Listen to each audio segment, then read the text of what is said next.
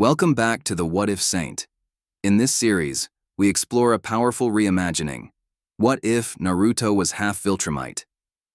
Born with the blood of a viltrumite coursing through his veins, Naruto finds himself in a world where strength dictates destiny. As he grapples with his dual heritage, he must navigate challenges that test his limits and redefine his purpose. To follow the journey from the beginning, I've pinned the link to part 1 of this story in the comment section below. If you're new here, make sure to like, share, and subscribe for more multiverse-shattering what-ifs. And don't forget to comment 3 hearts if you want to see more of Naruto's viltrumite saga. It had been roughly an hour since the disaster that was the most recent invasion by the Flaxen invasion, and as a result, nearly an hour since Naruto was shot through his chest, and Omni-Man vanished through the dimension portal back to the Flaxen's dimension. Currently, the teenage hero was lying motionless on an operating table with numerous highly advanced medical devices hooked up to him, and a number of doctors rushing around doing everything they can to try and save his life. From outside the operating room, watching all this through a window, was the teen's brother and mother, with the latter covering her mouth in shock with tears streaming down her cheeks. Mark merely looked on in silent shock and disbelief as his brother lay so close to death's door. All the two could do was hope and pray that the doctors would be able to save the hybrid's life. Grayson household, 2 weeks later. Mark and Debbie sat at the kitchen table with the former lazily picking at some food on his plate, his face still sporting several patches of pink skin from where the injuries he received in the invasion healed. Debbie, meanwhile, was idly going over some stuff. On her laptop, the two suddenly turned their attention to the front door of the house upon hearing it open and saw Omni-Man walking through with an unkempt beard on his face. "I need a shower," were the first words out of the viltrumite's mouth as he scratched at his scraggly facial hair. "Dad," Mark calls out before rushing over and giving his father a hug, which the man returns as Debbie then walks over and gives him a kiss on the cheek. "How's Naruto?" Nolan inquired as to the condition of his other son given the injured state he last saw him in. Hearing the spiky-haired teen's name causes Mark and Debbie's eyes to widen a bit before their expressions become downcast. The viltrumite's eyes widen slightly at this as the thought of one of his sons being dead forms a concerning pit in his stomach. "Doing pretty good for a guy who got a hole blasted through his chest, all things considered." A familiar voice jokes from the staircase, causing Nolan to turn in that direction. Upon doing so, he sees none other than Naruto without a shirt on him. The process of coming down the stairs, a lopsided grin on his face. The teen proceeds to finish walking down the stairs, before he too gives his father a hug. Nolan eyes the spot on Naruto's chest where the hole was located the last time he saw his son and saw no hole but instead a large patch of pink skin where the wound had been. "How are you feeling?" he asks. "Honestly, stronger. I'm actually looking forward to seeing how much stronger I have gotten," Naruto remarks, as ever since he had woken up the other day from the medically induced coma the doctors put him in so he could finish healing after they saved his life. He had felt like he had more energy. However, this statement resulted in something happening that he should have foreseen happening. The teen winces due to the sudden pain of his ear. "You are not doing any training of any kind until you are fully healed, young man," Debbie says sternly as she grabs him by his ear. "You are lucky to even be alive. In fact, if it wasn't for you apparently having dextrocardia, you would be dead." She continues, as it was only due to his heart being on the right side of his chest instead of his left where the laser blast punched through. Nolan raised an eyebrow at this, as he had never heard of a viltrumite having dextrocardia before, but imagined it might be a result of Naruto being half sayain. However, before the man could think more on the reveal, his attention was drawn to the living room TV, where a breaking news segment came on instead of the cooking show that Debbie had on. The newswoman had a shocked look on her face as she opened, and closed her mouth a few times trying to find the words she needed to say.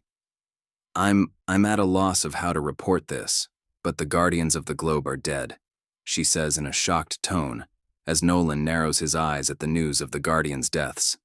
Already being announced to the public, GDA Situation Room, Cecil was looking over the wall of monitors showcasing all the various operations the organization was undertaking, while behind him employees coordinated all of said operations on their computers.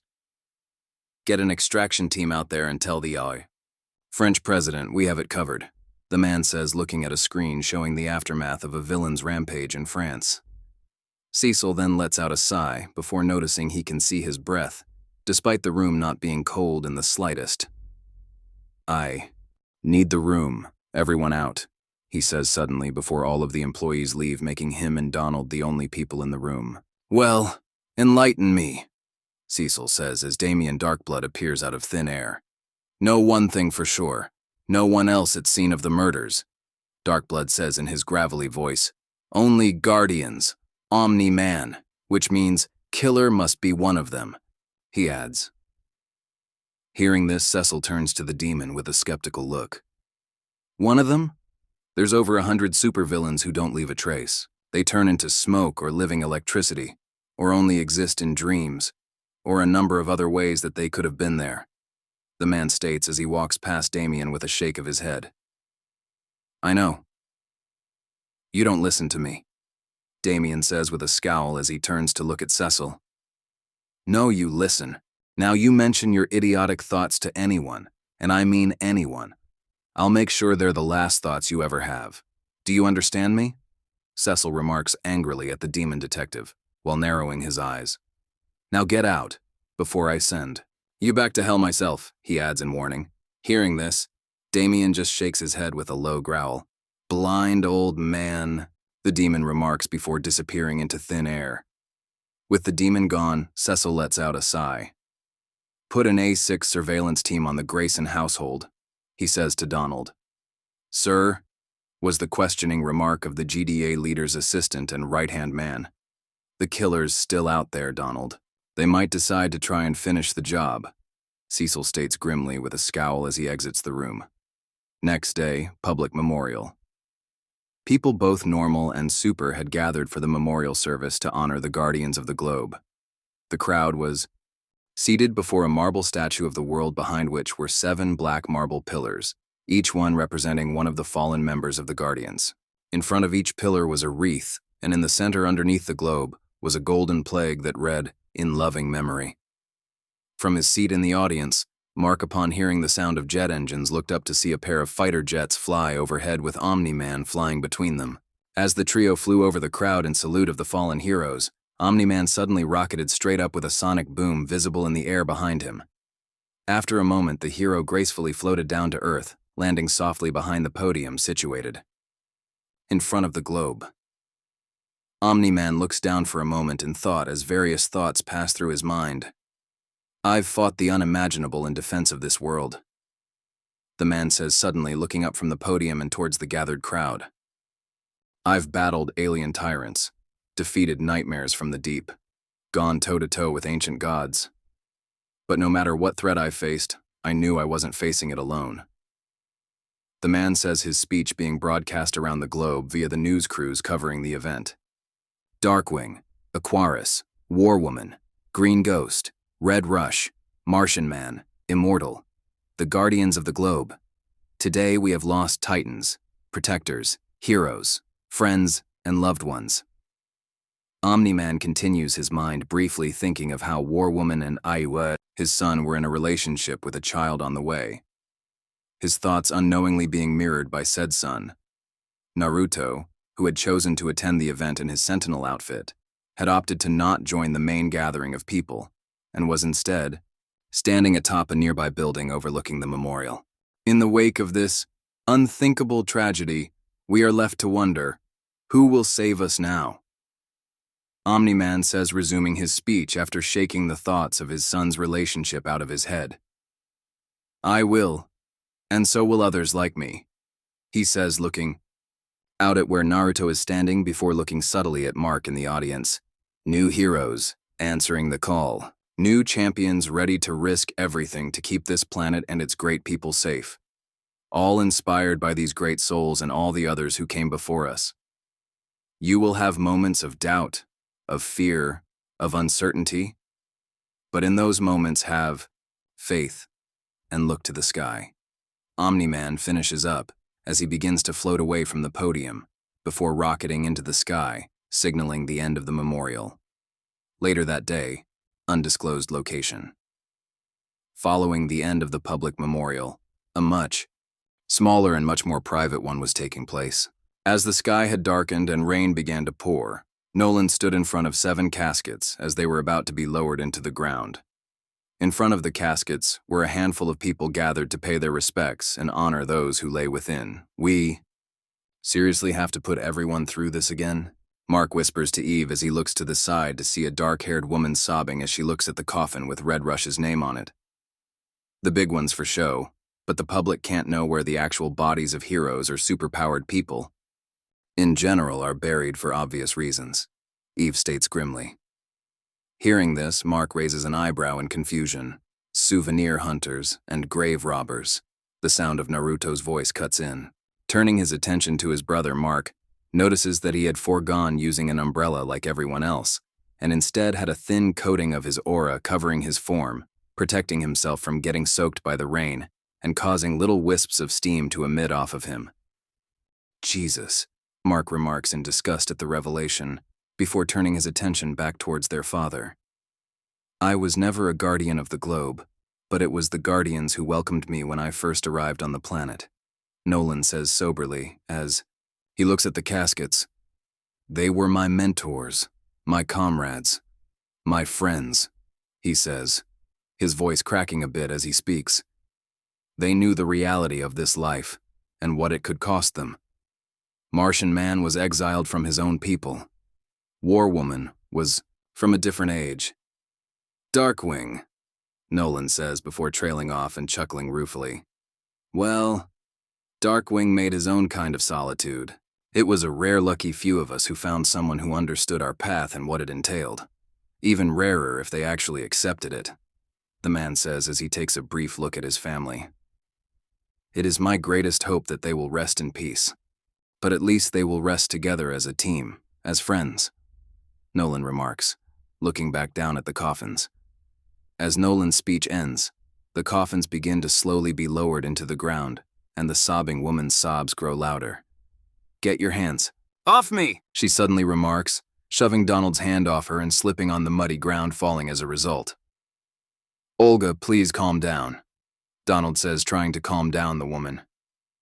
You wouldn't even let me see him, Olga remarks with mud covering her face and clothes as she looks at Red Rush's casket as it continues to be lowered into the ground. Tears trail from her bloodshot eyes as she continues. Joseph is finally standing still, and I still can't see him, the woman shouts in frustration, slamming her fist into the mud at having been denied even looking at the corpse of her beloved.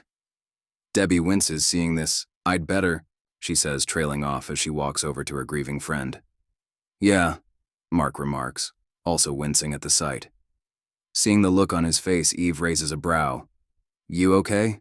She asks, though internally she knew that was a pretty stupid question given where they were. Me? I don't know. It just doesn't seem real. I mean, that could have been my mom putting my dad in one of those holes. Or me, for that matter. Mark remarks in realization and disbelief, as had things been different then, who knows what could have happened. It's all real, Mark, so you had better accept it and grow from it, Naruto remarks with a scowl on his face. This is the world we live in. At any moment, at any slip-up, be it out saving lives, fighting a bad guy, or just crossing the damn street, death can come for us in the blink of an eye. The spiky-haired teen remarks grimly. Being a hero only means the odds of death punching our tickets are that much greater. After all, there is a reason why there are so few elderly heroes or former heroes, and it's not because we age gracefully or have access to some secret beauty routine. He jokes morbidly with shake of his head. No, it's because in this lifestyle, most don't live long enough to start getting wrinkles. So you need to think long and hard about if you really want to be a part of this life and what it means to you. He finishes up with a stern look on his face. Hearing this brother's words leave, Mark's shocked, and with a gulp he finds his voice. What does this life mean to you? He asks, wondering what it meant to him. It means preventing something like this from ever happening again every chance I can. Every life I save or villain I stop is another life that can go home to their families, or another threat that can no longer harm anyone. So yes, I will gladfully and willingly risk my life if it means some random family somewhere doesn't get ripped apart. Naruto states, looking at Mark and Eve as he points at the caskets. However, Mark subtly glances at his brother's hand and how it's pointing at War Woman's casket in particular, just as it's finished being lowered into the ground. Off to the side, Nolan hears the words of his eldest son and is both proud and alarmed by them. As he contemplates what this could mean for his plans, the man notices he can see his breath and looks up to see Damien Darkblood standing a short ways across from him, scribbling in his notebook. With an angry look on his face, Nolan walks over to the demon. "This is a private ceremony, Darkblood," he states warningly. Hearing this, the demon merely grumbles to himself in thought for a moment. "Never get invited. Show up anyway," he states as he continues to write in his notebook. "What do you want, Darkblood?" Nolan asks, narrowing his eyes at the demon. Hearing the question, Damien puts his notebook into his coat pocket and turns to face Nolan. "Same as you. Discover clues. Catch killer. Bring to justice," the demon remarks, giving the alien hero a calculating look. "And buy yourself a few more years out of hell, right? Don't pretend you do this because you care. You just don't want to go home," Nolan remarks, subtly clenching a fist in suppressed anger, as it was beings like Darkblood that really infuriated him. They were essentially parasites scraping away at greater beings just to survive. "Maybe one day you'll know why," Damien says warningly to the man, as if he knew something already. "I already told Cecil everything I know," Nolan states, evenly sticking to his story and not taking the bait that Darkblood had put out to try and trip him up. "Saw nothing. Heard nothing. Attacked in darkness. Left for dead," Damien remarks coolly with a hard look. "Are you insinuating something?" Nolan growls out with a hardened look of suppressed rage forming on his face. The man was rapidly losing his inner battle against his desire to rip the demon limb from limb. "Didn't mean to offend. Nuance of human conversation difficult for me," the demon remarks almost mockingly to Nolan with a grumble. "You need to leave," a voice says, causing the two to turn and see Naruto having walked over to them. The teen had seen and heard the hushed conversation between his father and the demon, and needless to say, he wasn't a fan of it, especially where it was happening.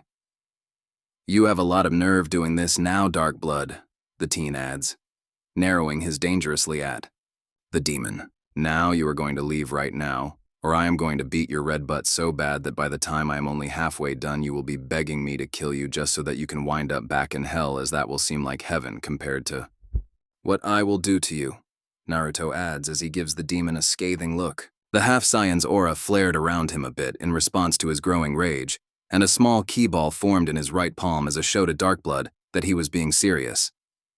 Damien narrowed his eyes slightly at the threat, as his gaze went from Naruto to the orb of Kai in the teen's palm. The demon then turned his attention back to Nolan for a second. "If you remember something," he says, trailing off. "I'll call you," Nolan replies almost sarcastically to the demon, who gives him a final look and vanishes into thin air. The man then turns his attention to his eldest son.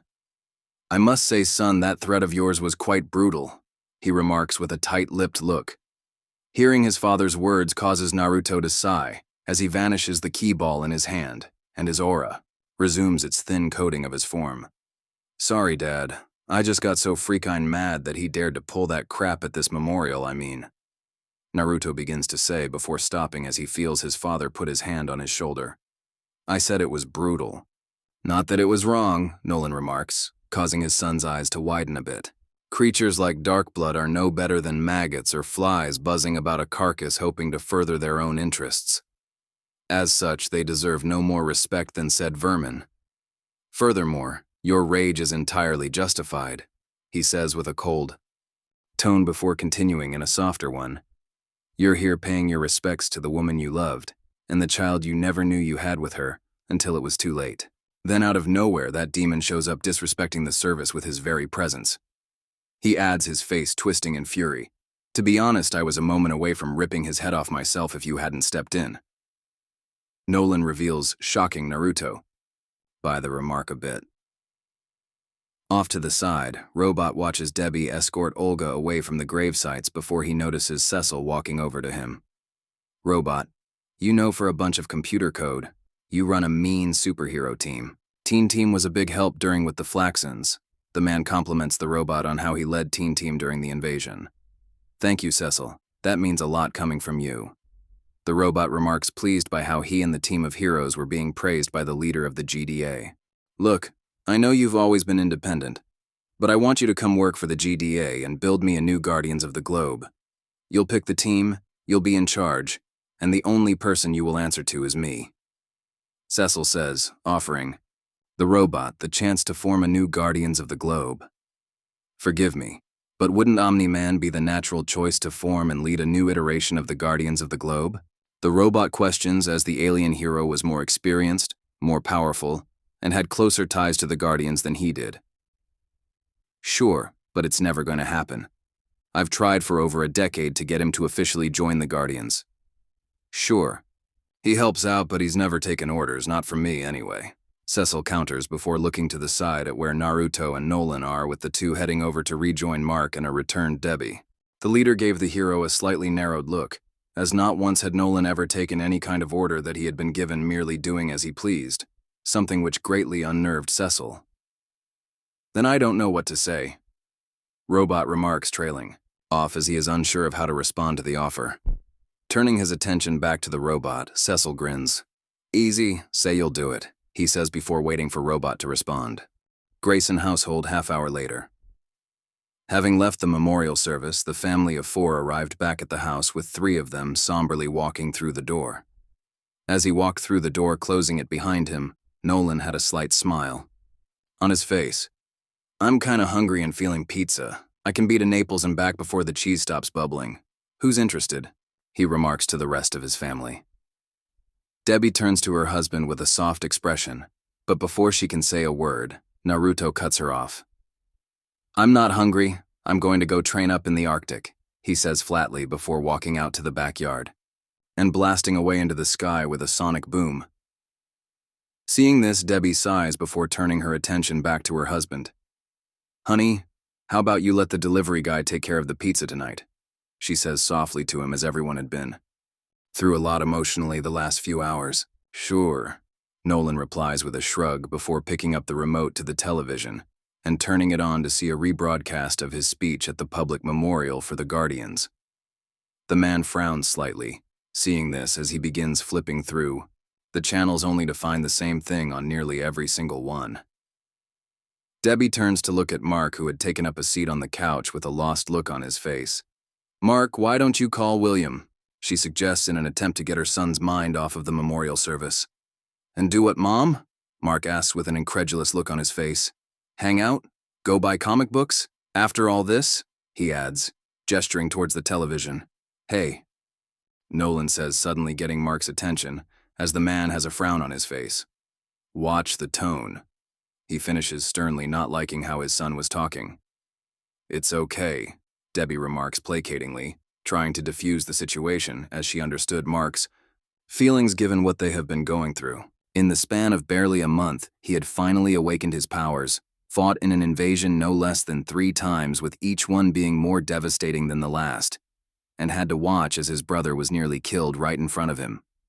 Not to mention the deaths of the Guardians of the Globe, high school life, and normal teenage stuff. It's not okay, Nolan says, breaking the mother from her thoughts. This is new. I get it. But you need to keep out there separate from in here, the man says, gesturing towards the television. The mistakes, the defeats, even the victories. You can't bring it home, or else it will destroy any sense of normalcy you or your family has. Nolan continues as Mark gets up from the couch and begins walking past him towards the stairs. However, as the teenager passes his father, Mark is suddenly held in place by the man's firm grip on his bicep. Is that understood? Nolan asks with a stern look. After a moment of just staring at his father in silence, Mark just replies with a blank look on his face and a bland, "Can I go to my room?" Letting out a sigh, Nolan's expression softens. Sure. Hey, we'll do some more training tomorrow, okay? He says with a small smile on his face before adding, just you and me, knowing how his youngest son might look forward to the solo session. However, the man gets no response from his son, as Mark just begins walking up the stairs. Turning his head to the side, Nolan raises an eyebrow at the angry look on his wife's face. What? He asks in confusion. 2 weeks ago, Naruto almost died, and you vanished into another dimension. We just came from your friend's funeral, one of whom was in a serious relationship with Naruto. Debbie says softly, yet fiercely, with a hurt and angered look on her face. Co-workers, Nolan clarifies with a raised eyebrow, as he didn't consider the Guardians his friends. Nolan, Debbie admonishes harshly in a whisper. And you're talking about pizza and telling Mark not to feel anything? Have you even spoken to Naruto about what he must be going through regarding the death of War Woman? I have tried, and yet every time I try he shuts me out by going to train or deflects my questions with a joke or some other response. The mother says, unable to understand, why her husband was acting this way with everything that had happened recently. This is the life he chose when he decided he wanted to be a hero. Mark has to learn that. And as for Naruto and his feelings, it's perfectly normal.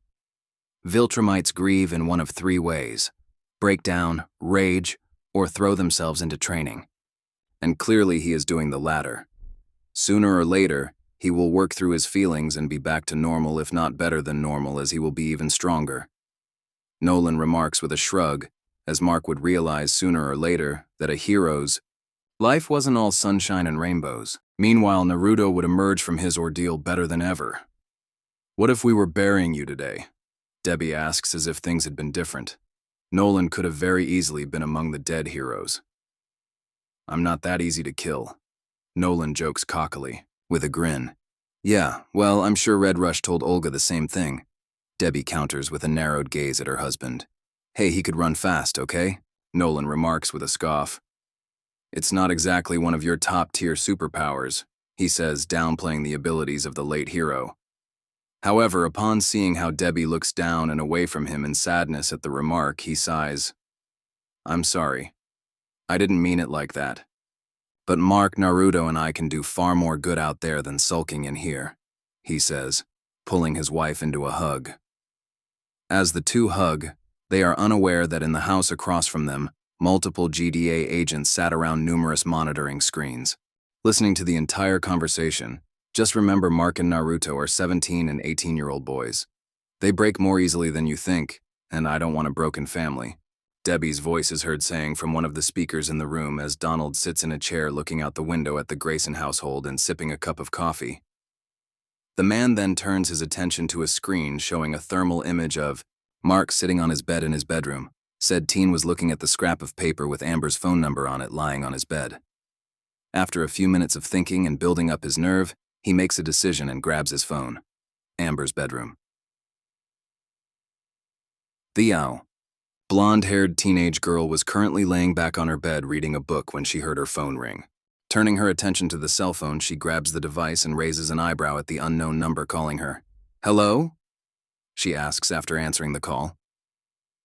Hey, it's Mark Grayson, Mark says over the phone, stuttering a bit due to his nervousness.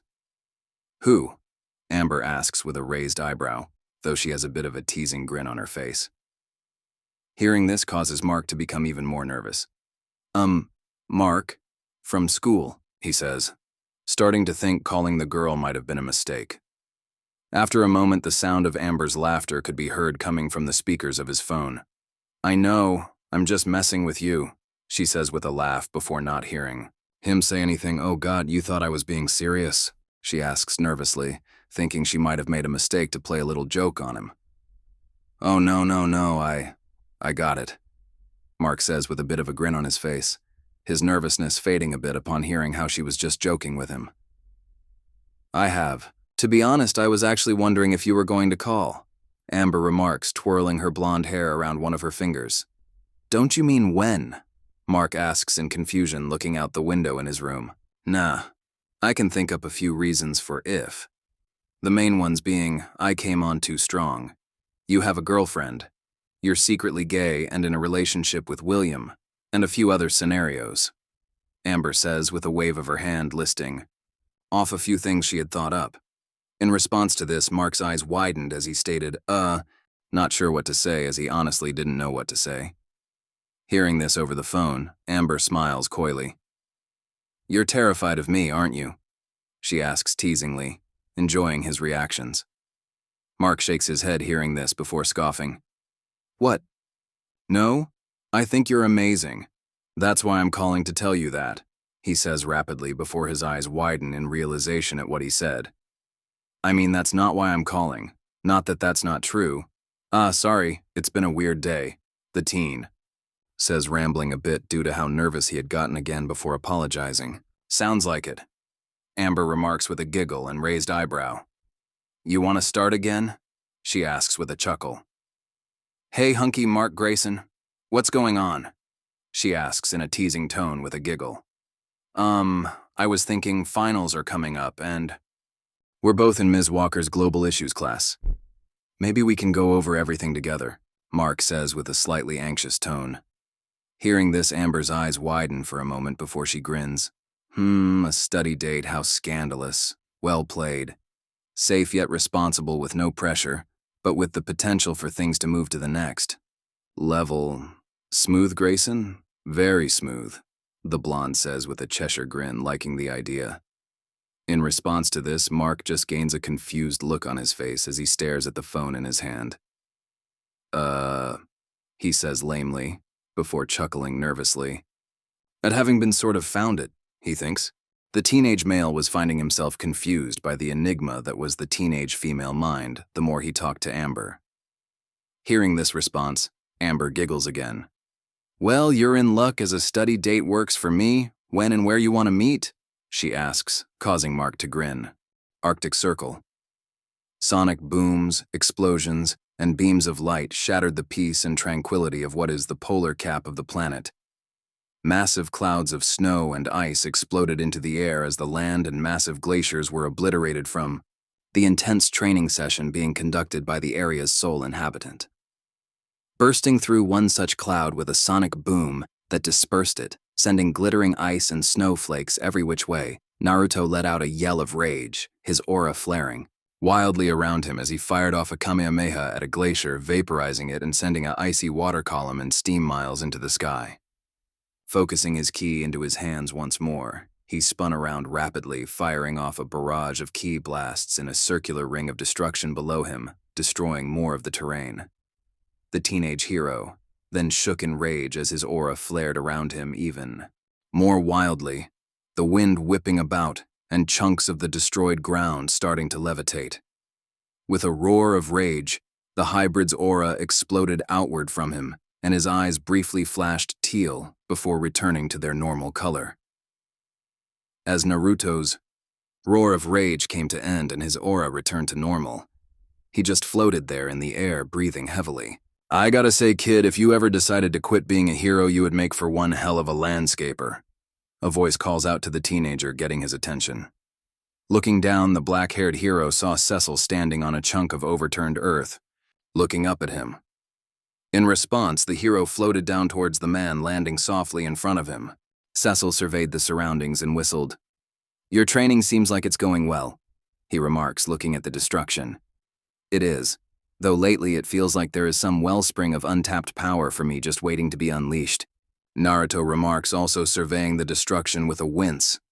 Well, I just hope you can try and tone down the destruction a bit from now on, Cecil remarks, lighting a cigarette and beginning to smoke it. After all, keep this up and you might accidentally end up destroying the polar cap, thus flooding the world. The beachfront property would be a bonus, but the hundreds of millions dead wouldn't be, he adds, blowing out a cloud of smoke. Hearing this, Naruto winces as he had forgotten that such a scenario could very easily happen should he go too far. Sorry, I will cut back a bit from here on and be more careful, he says, not wanting to hurt anyone with his training. Hearing this, Cecil just waves dismissively.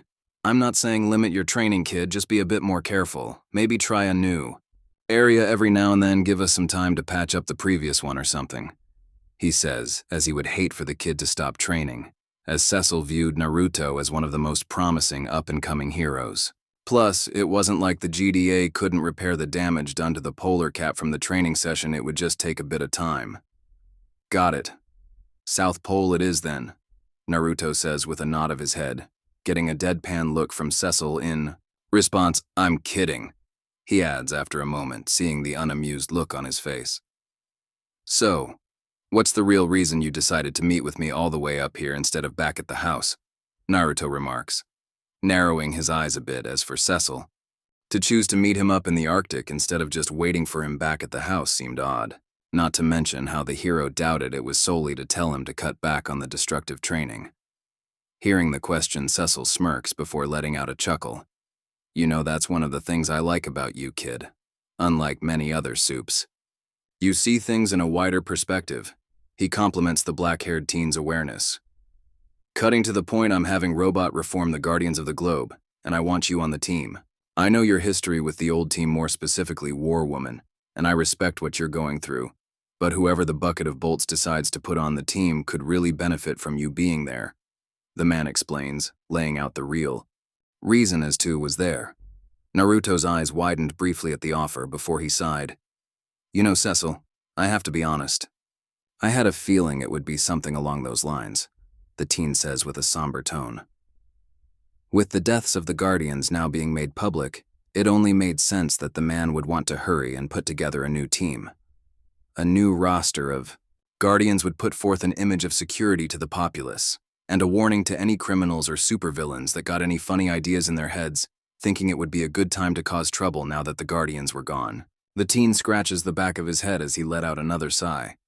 I don't mind helping out from time to time, but I'm going to have to pass on joining the team, he says, not flat out refusing the offer, but not locking himself into being a member of the team.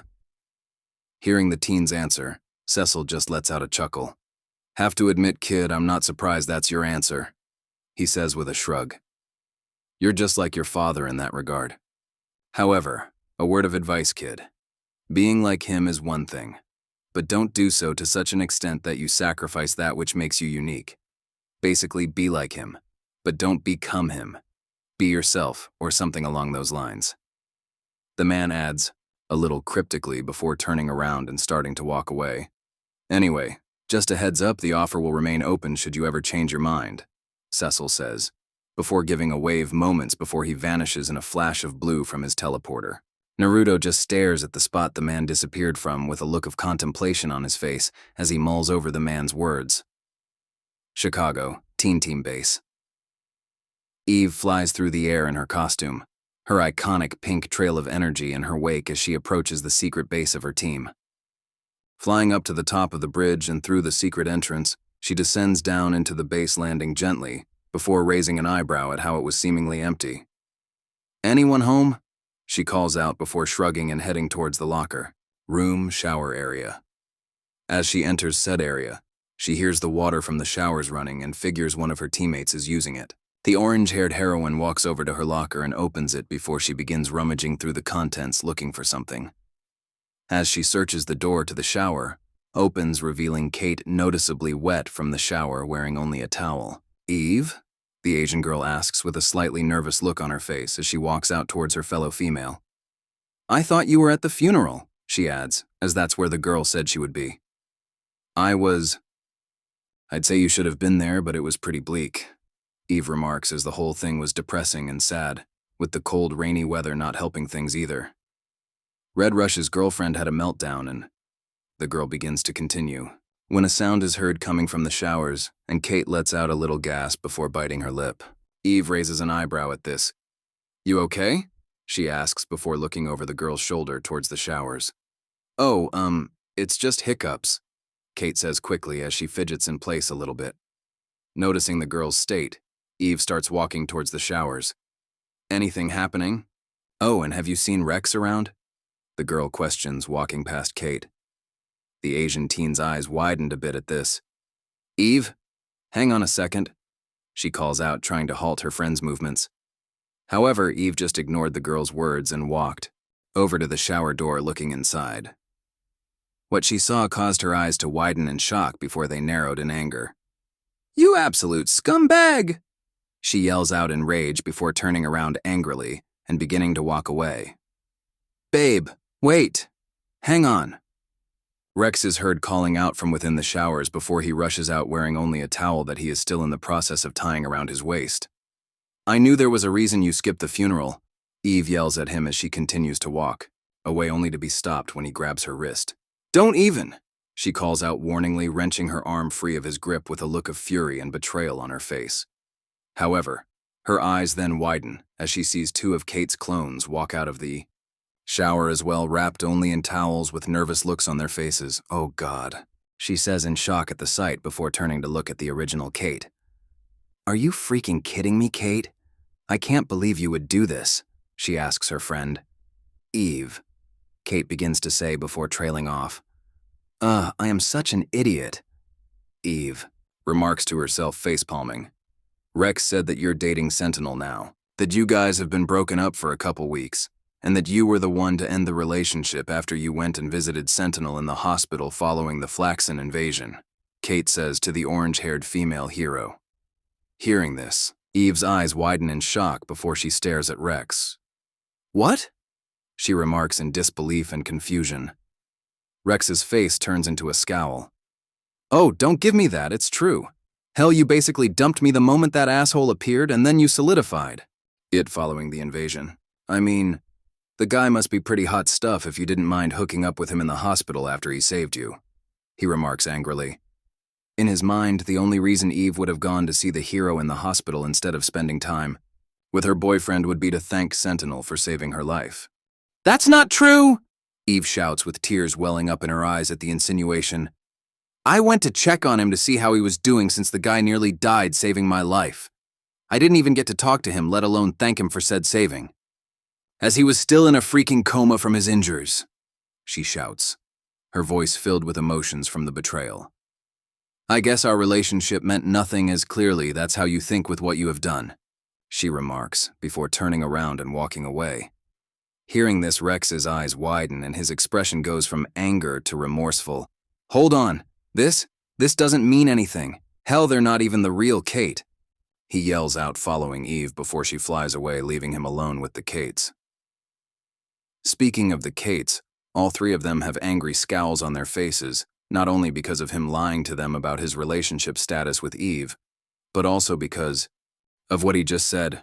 "We're all the real Kate," they say in unison angrily before heading back into the showers, leaving a sputtering Rex following after them trying to justify his remark.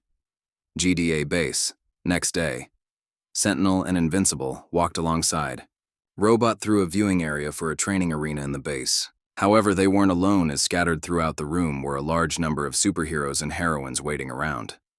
"No way is that demigod, oh snap shrapnel," Invincible remarks, gushing and fanboying over several of the gathered supers. "And, Burly, Pangea, Bug-Eye. It's a crowning achievement of any Crusader's career to be selected for the new Guardians of the Globe, which makes me wonder why you won't try out," Robot says, listing off several other supers who were in attendance before. Turning to look at the two brothers. "I know. I talked it over with my dad, and he wants to train me himself. Not to mention how my mom would kill me if I miss any more school," Invincible says with a sigh as he rubs the back of his neck sheepishly. He was an average to slightly above average student to begin with, but that has dipped down to barely average ever since his powers awakened. "As for me, I am cool with helping out if needed, but I'm not going to join the team. Might still get a little spar in today, though, if any of the heroes here catch my interest, though," Sentinel remarks with a shrug. Looking around the gathered heroes, there were a few he wouldn't mind going up against in a spar. "Then why are the two of you here?" Robot asks after a moment, as it was illogical to him that the two heroes would attend the event if they had no intention of trying out. "Boredom," Sentinel remarks with a shrug. "Are you kidding?" Invincible asks his brother in disbelief with a shake of his head. "I wouldn't miss this for anything," he adds before noticing a certain group of heroes off to the side of the main group. "Oh my God, there's Fight Force. Why are they even here?" he voices at the rather lackluster team bothering to show up. "Yeah, I have to agree on that last part," Sentinel remarks with a bit of a wince, as Fight Force was rather pathetic. The hero then rolls his neck, cracking it a bit. "So, Robot, when does this whole thing kick off?" he asks, wondering when the trials would start. Robot says nothing before walking over to stand in front of the gathered heroes.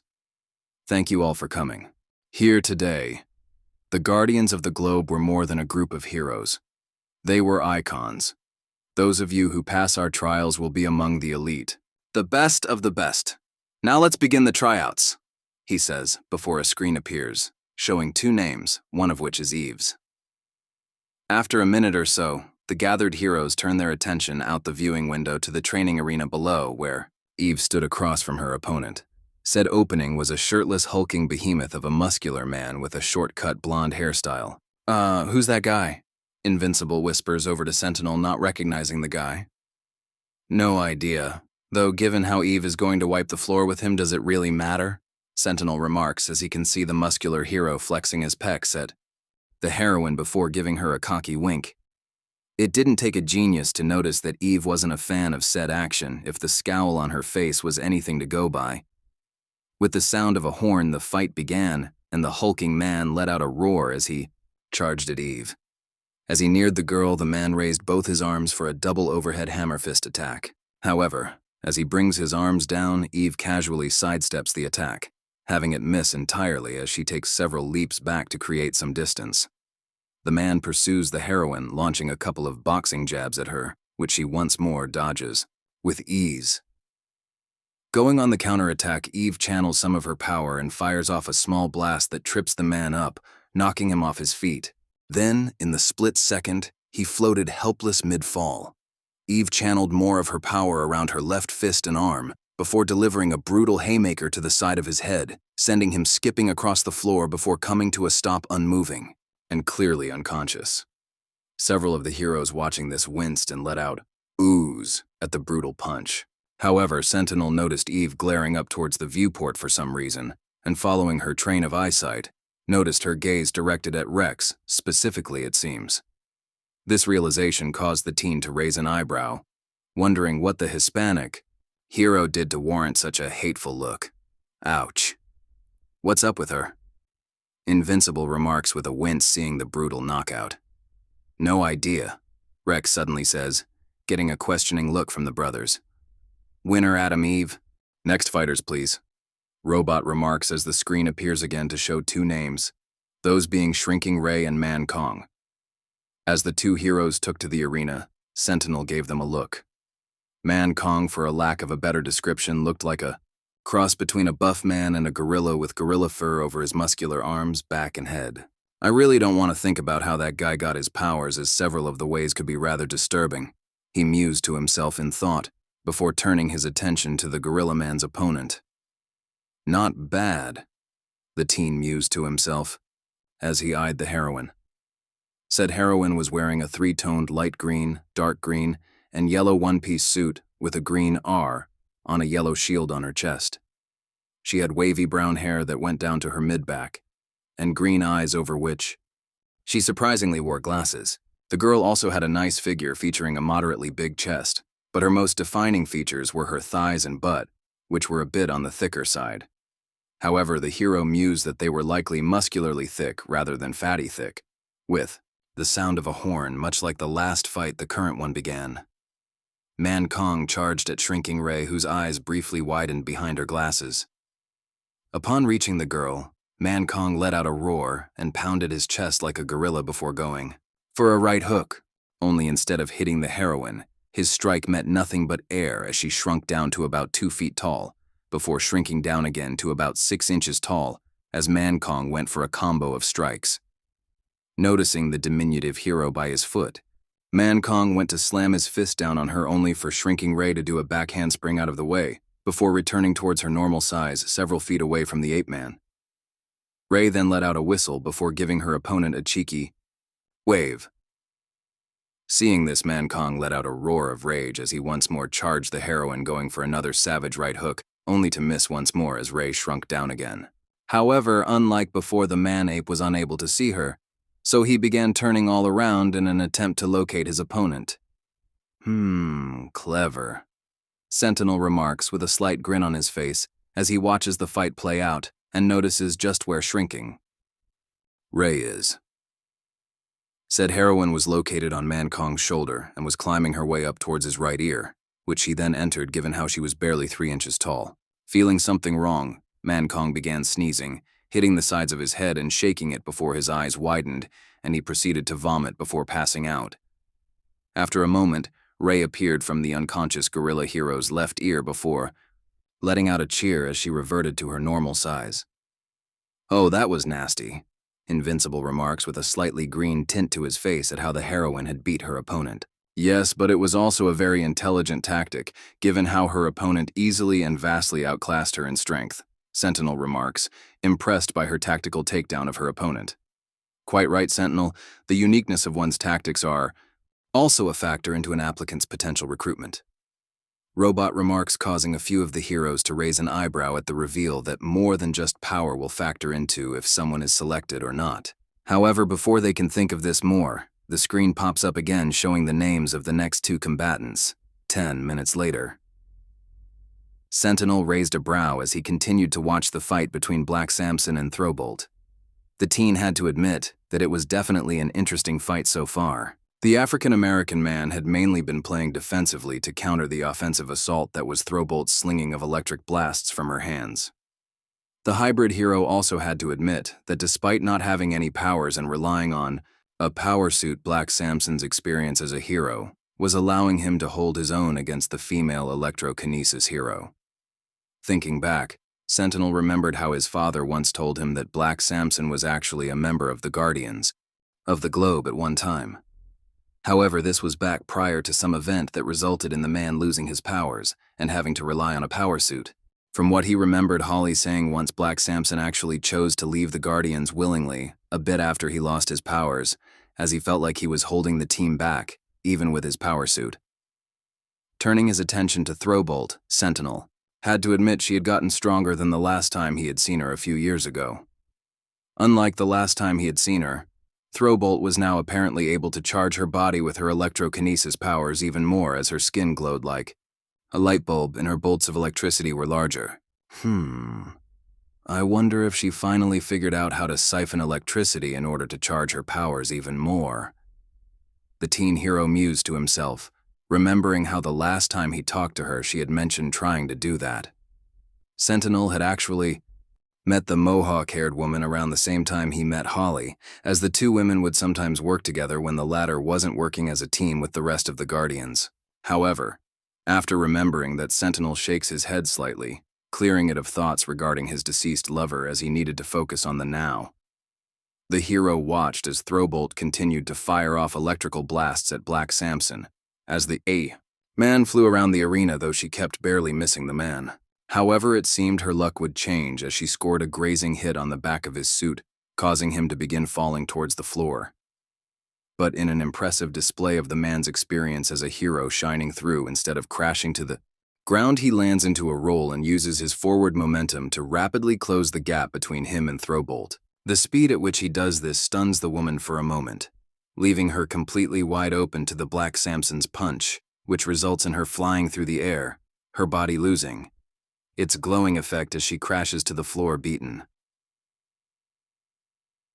In a show of camaraderie, Black Samson walks over to the downed hero and extends his arm to her, offering to help her up, which she accepts with a grin. Upon helping Throwbolt to her feet, the man holds her arm up in a show of friendship, as while he may have won the fight, she still put up a good one. The action got a few cheers and claps from the spectating heroes.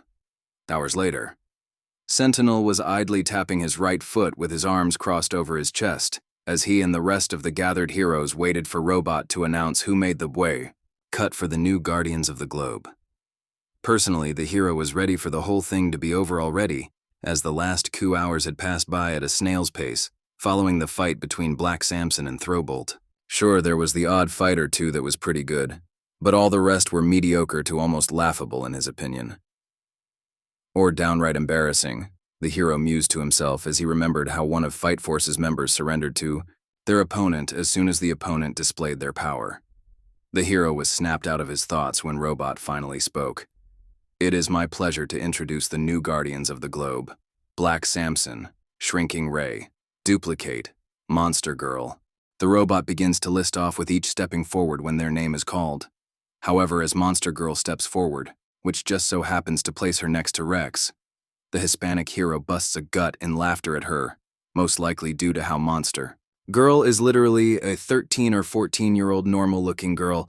"Oh, look at her, she's adorable," the hero laughs. But seriously, isn't there an age requirement for this ride? Am I wrong? I mean, I'm not the only one that thinks it's a bit messed up to have a kid on the team, right? He asks, seemingly making a good point though getting nothing. But silence from the other heroes and a facepalm in Sentinel's case. Rex explode. Robot remarks, seemingly ignoring the Hispanic teen's remarks, and choosing to announce his appointment to the team. Gee, I don't know you're here. Isn't there a dick? Size requirement? Monster Girl remarks snarkily to the teen hero. I'm sorry? Rex remarks with wide eyes, a bit shocked by the comeback from the girl. For what, your tiny dick? Monster Girl asks, holding up and wagging her pinky with a wiggle, the action getting a few snickers from the gathered heroes. I mean the way.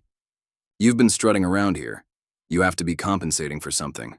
She adds with an almost sympathetic glance towards the crotch of the Hispanic teen's suit, getting more chuckles and snickers from the other heroes. Hearing the snickers and laughter fume in anger, so he grabbed one of the coins from his utility belt and charged it with his power, causing it and his arm to glow brightly.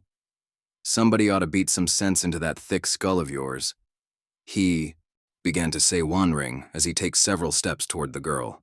However, as he gets closer, his eyes widen as she rears back for a punch, with her arm being covered in blue energy before it shifts into a large, muscular green arm. What the fuck? He begins to say, before said arm collide with the side of his head, sending him flying through the glass of the viewing area and down into the training arena below with a scream. Shakily getting to his feet, Rex coughed a bit, sending a little bit of blood from his split lip splattering to the floor.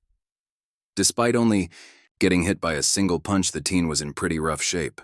His left eye was already swelling shut, his lip was split, and the hood of his costume was in tatters. The teen looked on with a slightly fearful look on his face as Monster Girl landed a few feet from him with a heavy thud, her left arm still. In its large muscular green form. Guess you missed my tryout, the girl says as her whole body is covered in the same mystical blue energy. When the energy dissipated, gone was the form of a little girl, and in its place was a 12-foot-tall, green-skinned, muscular behemoth monster with pointy ears. Still think I'm adorable? She asks in a deep voice before brutally punching Rex, again sending him crashing into a wall. Shakily getting to his feet, Rex spits into his hand, and in addition to a wad of blood, 3 of his teeth are also now there, having been knocked out by the force of the hit. You little vixen, he mutters before he begins charging them with his power as Monster Girl charges at him. As she approached, Rex lashed out, throwing the explosively charged teeth at her, only for them to explode harmlessly on her chest. Aw, now that's adorable, Monster Girl taunts with a grin on her face, finding the attack laughable. I'm gonna blast that smile off your stupid green face, Rex declares as he grabs one of the cylinders from his utility belt, charging the whole thing, with his explosive power causing it to spark heavily. Please stop, this is hardly constructive. Robot calls out from the viewing area as he and the other heroes look on at the fight. If it could even be called that, given how Rex's attack once again fails to even harm Monster Girl, whereas a single hit from her once more slams him into the floor. Is this okay? Invincible asks, wondering if somebody should step in and do something before things get even more out of hand. He asked for it. Eve says with a slight smile and uncaring shrug of her shoulders, as she was perfectly fine with Rex getting his butt kicked due to his own stupidity. In her opinion, it was a long time coming, and only slightly due to her current feelings regarding her ex-boyfriend. Yeah, I say let him get his butt kicked some more. Maybe it will do him some good. Besides, I can always step in before things get too far. Sentinel remarks with a shrug of his own. What would be too far? Invincible asks, wincing slightly from the sounds of Rex getting beaten down below. Permanent damage? Or if she bends and shoves one of his legs up his own ass? Sentinel remarks with a shrug, getting a snort from Eve at the mental image of Rex hopping around on one leg while the other is bent back and lodged up his ass. Invincible, however, just stares at his brother with a what-the-heck expression on his face. A human leg can't bend to such a degree, Robot remarks as everyone watches Monster Girl pin Rex to the ground and deliver punch after punch to his face. With enough force? Yes, it can. Though it does help if the person is flexible as well. Sentinel remarks as the sounds of Monster Girl hitting Rex continue to reverberate around the training area. It would seem you are right, as I have found numerous images of such feats. I shall have to make a note of that in my files regarding human anatomy.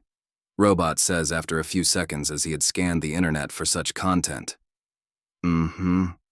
Also, how many of those images were porn? Sentinel remarks with a knowing grin, causing Invincible to blush and Eve to snort. 69%. Robot says, after a moment his answering, causing Naruto and several nearby heroes to let out a chuckle, causing the robot to seemingly sigh. Looking back down at the one-sided fight Naruto lets out. A sigh, figuring it was time to put it to an end. As Monster Girl rears her fist back to deliver another brutal punch to the pinned and bloody form of Rex, she suddenly finds her arm held in place. Turning to look at what was preventing her strike, she quirks a brow upon seeing Sentinel casually, holding it in place with 2 fingers. Okay, I think he's had enough, he says to her. Get lost, Boy Scout, Monster Girl roars as she grabs the hero's hand and flings him at the wall. Instead of hitting said wall, Sentinel rights himself and lands on it in a crouch parallel to the floor before launching himself back at the girl. As he flies towards the monster hero, Sentinel flips around and spins with his right leg extended, delivering a brutal spin kick to the side of Monster Girl's head. The force of the hit sends blood flying, and Monster Girl spiraling off of Rex where, after skipping across the floor several times, finally comes to a stop upon slamming into the wall on the opposite side of the arena. The force of the impact knocking her out of her monster transformation and back into her normal-looking girl appearance. I said that's enough. Now don't make me break out the heavy discipline, Sentinel says in warning as he forms a key ball in his right hand. Oh crap, Sentinel just kicked the crap out of that little girl. One of the heroes watching the ordeal calls out, getting a few gasps in realization. Oi, I am an butt kicker of equality. If you are causing trouble or taking things too far, I will kick your butt regardless of your gender, race, sexuality, age, religious beliefs, or political views. And I know which one of you just said that, so I would highly suggest any and all members of Fight Force be gone by the time I get back up there. Or I may just use you as a hands-on example of what I am referring to. Sentinel yells up towards the viewing area, causing a few heroes to flinch, others to wince, some to snort, and a small group of them that belong to said team to quickly make themselves scarce. The hero then turns his attention back towards Monster Girl to see her getting to her feet. Yo, MG, you good? He asks, inquiring as to whether or not he went a little overboard with the force of that punch.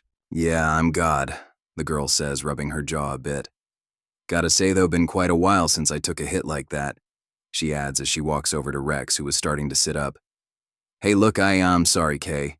The kid thing sets me off every time. And then it's like, rah, beast mode. Sorry about the dick joke, by the way. I'm sure your junk is awesome, she says to Rex, trying to apologize and be the better person. It's below average at best, Kate calls out from the viewing area, wanting to get a lick in, so to speak, for the crap Rex pulled yesterday. The duplicating heroine's remark gets some chuckles from the heroes around her and causes Sentinel to raise an eyebrow at the remark, as he had a feeling there was more to the remark than what was said. Deciding to do the smart thing for once, Rex decides to bite his tongue regarding the remark. It's good, I'm good, you can punch hard. He wheezes out, holding his ribs as he gives Monster Girl a thumbs up as she walks by him back towards the viewing area. The Hispanic teen then glares at Sentinel before flipping him off. Didn't need your help, asshole, he says, before he begins limping away. Sentinel just narrows his eyes at this before shaking his head. Have fun pissing blood for the next week or two, he calls out to the teen before floating back up towards the viewing area with the others. After a few minutes, everyone was back at the viewing area with Robot standing in front of them. As I was saying, welcome to the Guardians of the Globe, Monster Girl, along with Rex Splode, once he's recovered. And our final member is Adam Eve, he says, gesturing towards the orange-haired heroine who has a frown on her face. Robot then looks over the heroes whose names he hadn't called. Thank you all for coming today. While you were not chosen to be a part of the Guardians, I would like to preface that it in no way means you're lacking in what it means to be a hero. We'll be making a public announcement shortly regarding the formation of the new team, he says, as the heroes begin filing out of the room, some more disappointed than others. Robot, Eve says, suddenly causing the mechanical hero to turn towards her. There is no need to thank me. I obviously needed to remain impartial, but I'm still delighted that so many members of Teen Team made the cut, Robot says, thinking Eve was going to thank him for choosing her to be on the team.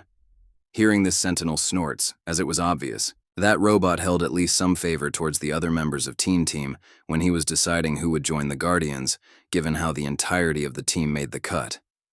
Eve just frowns at the machine hero. I won't be on the same team as Rex and Kate, she remarks, getting a confused look from Invincible, whereas Sentinel's eyes widen a bit as he figured out just what was going on. Damn, Splody Boy clearly cheated on Eve, and from the sound of it with Duplicate.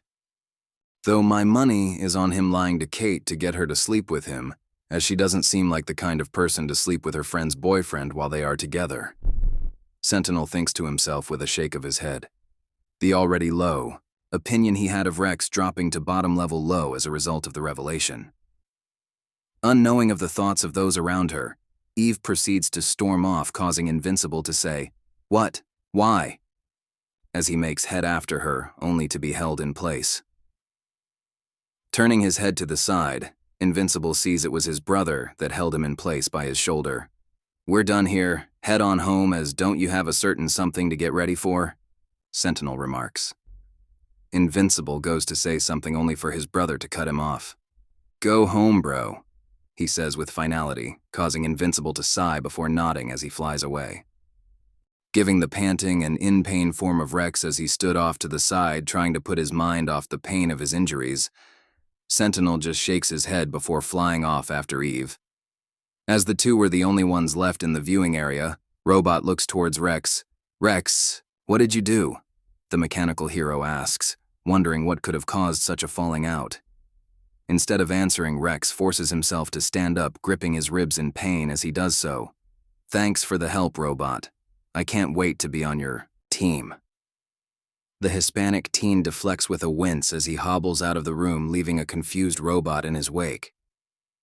With Eve, the orange-haired heroine was blasting through the air with a frown on her face.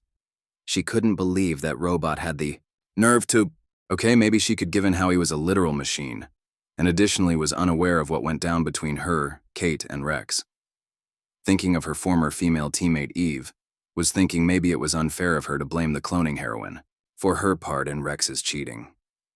This was especially true given how Rex had flat out lied to Kate about the status of the relationship between them.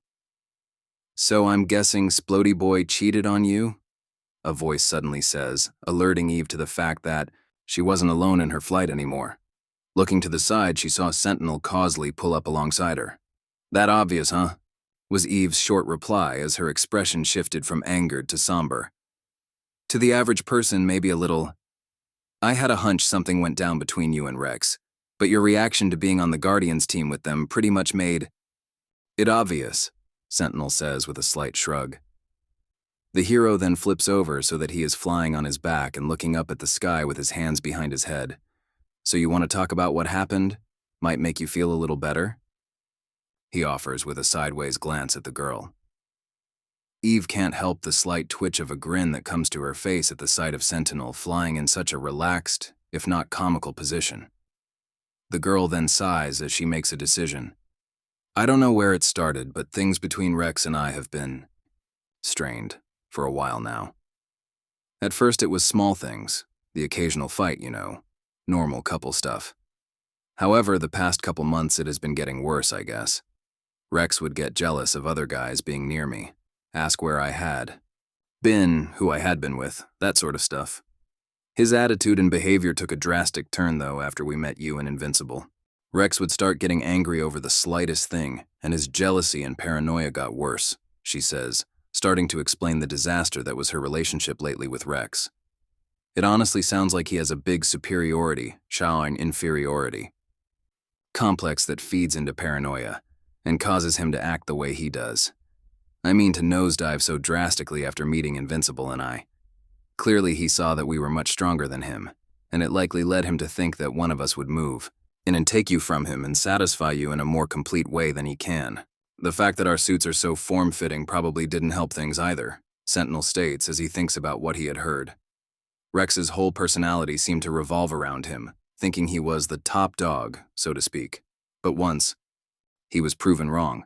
It sparked a massive meltdown of an inferiority complex, topped with a healthy dose of paranoia. Hearing the breakdown of her ex-boyfriend's personality, Eve lets out a sigh. Yeah, that sounds about right. And then he goes and lies to Kate, cheats on me with her, and then has the balls to say I was cheating on him with you, first saying how we were a thing, she says with a scowl at the memory. Wait, last I checked, the only time we were ever together without him around was at school. When exactly does he think we had time to hook up? Sentinel remarks with a look of disbelief on his face, as that was a whole new level of what the heck in his mind. When you were in the GDA hospital, I came to visit you and thank you for saving me. Apparently in Rex's mind, I thanked you by us having sex, which is totally crazy. Eve says animatedly, as she rolls her eyes at the insulation. I mean you. We're unconscious the whole time, and he knows how I wouldn't want my… Never mind. She adds before realizing what she was about to say and stopping herself. I have no words. Sentinel remarks, face-palming at the sheer lunacy he just heard. Also, you wouldn't want your what? He asks his curiosity, having been piqued by what she was going to say. I wouldn't want my first time to be like that. Eve mutters in a hushed tone, a slight blush on her face at what she had revealed.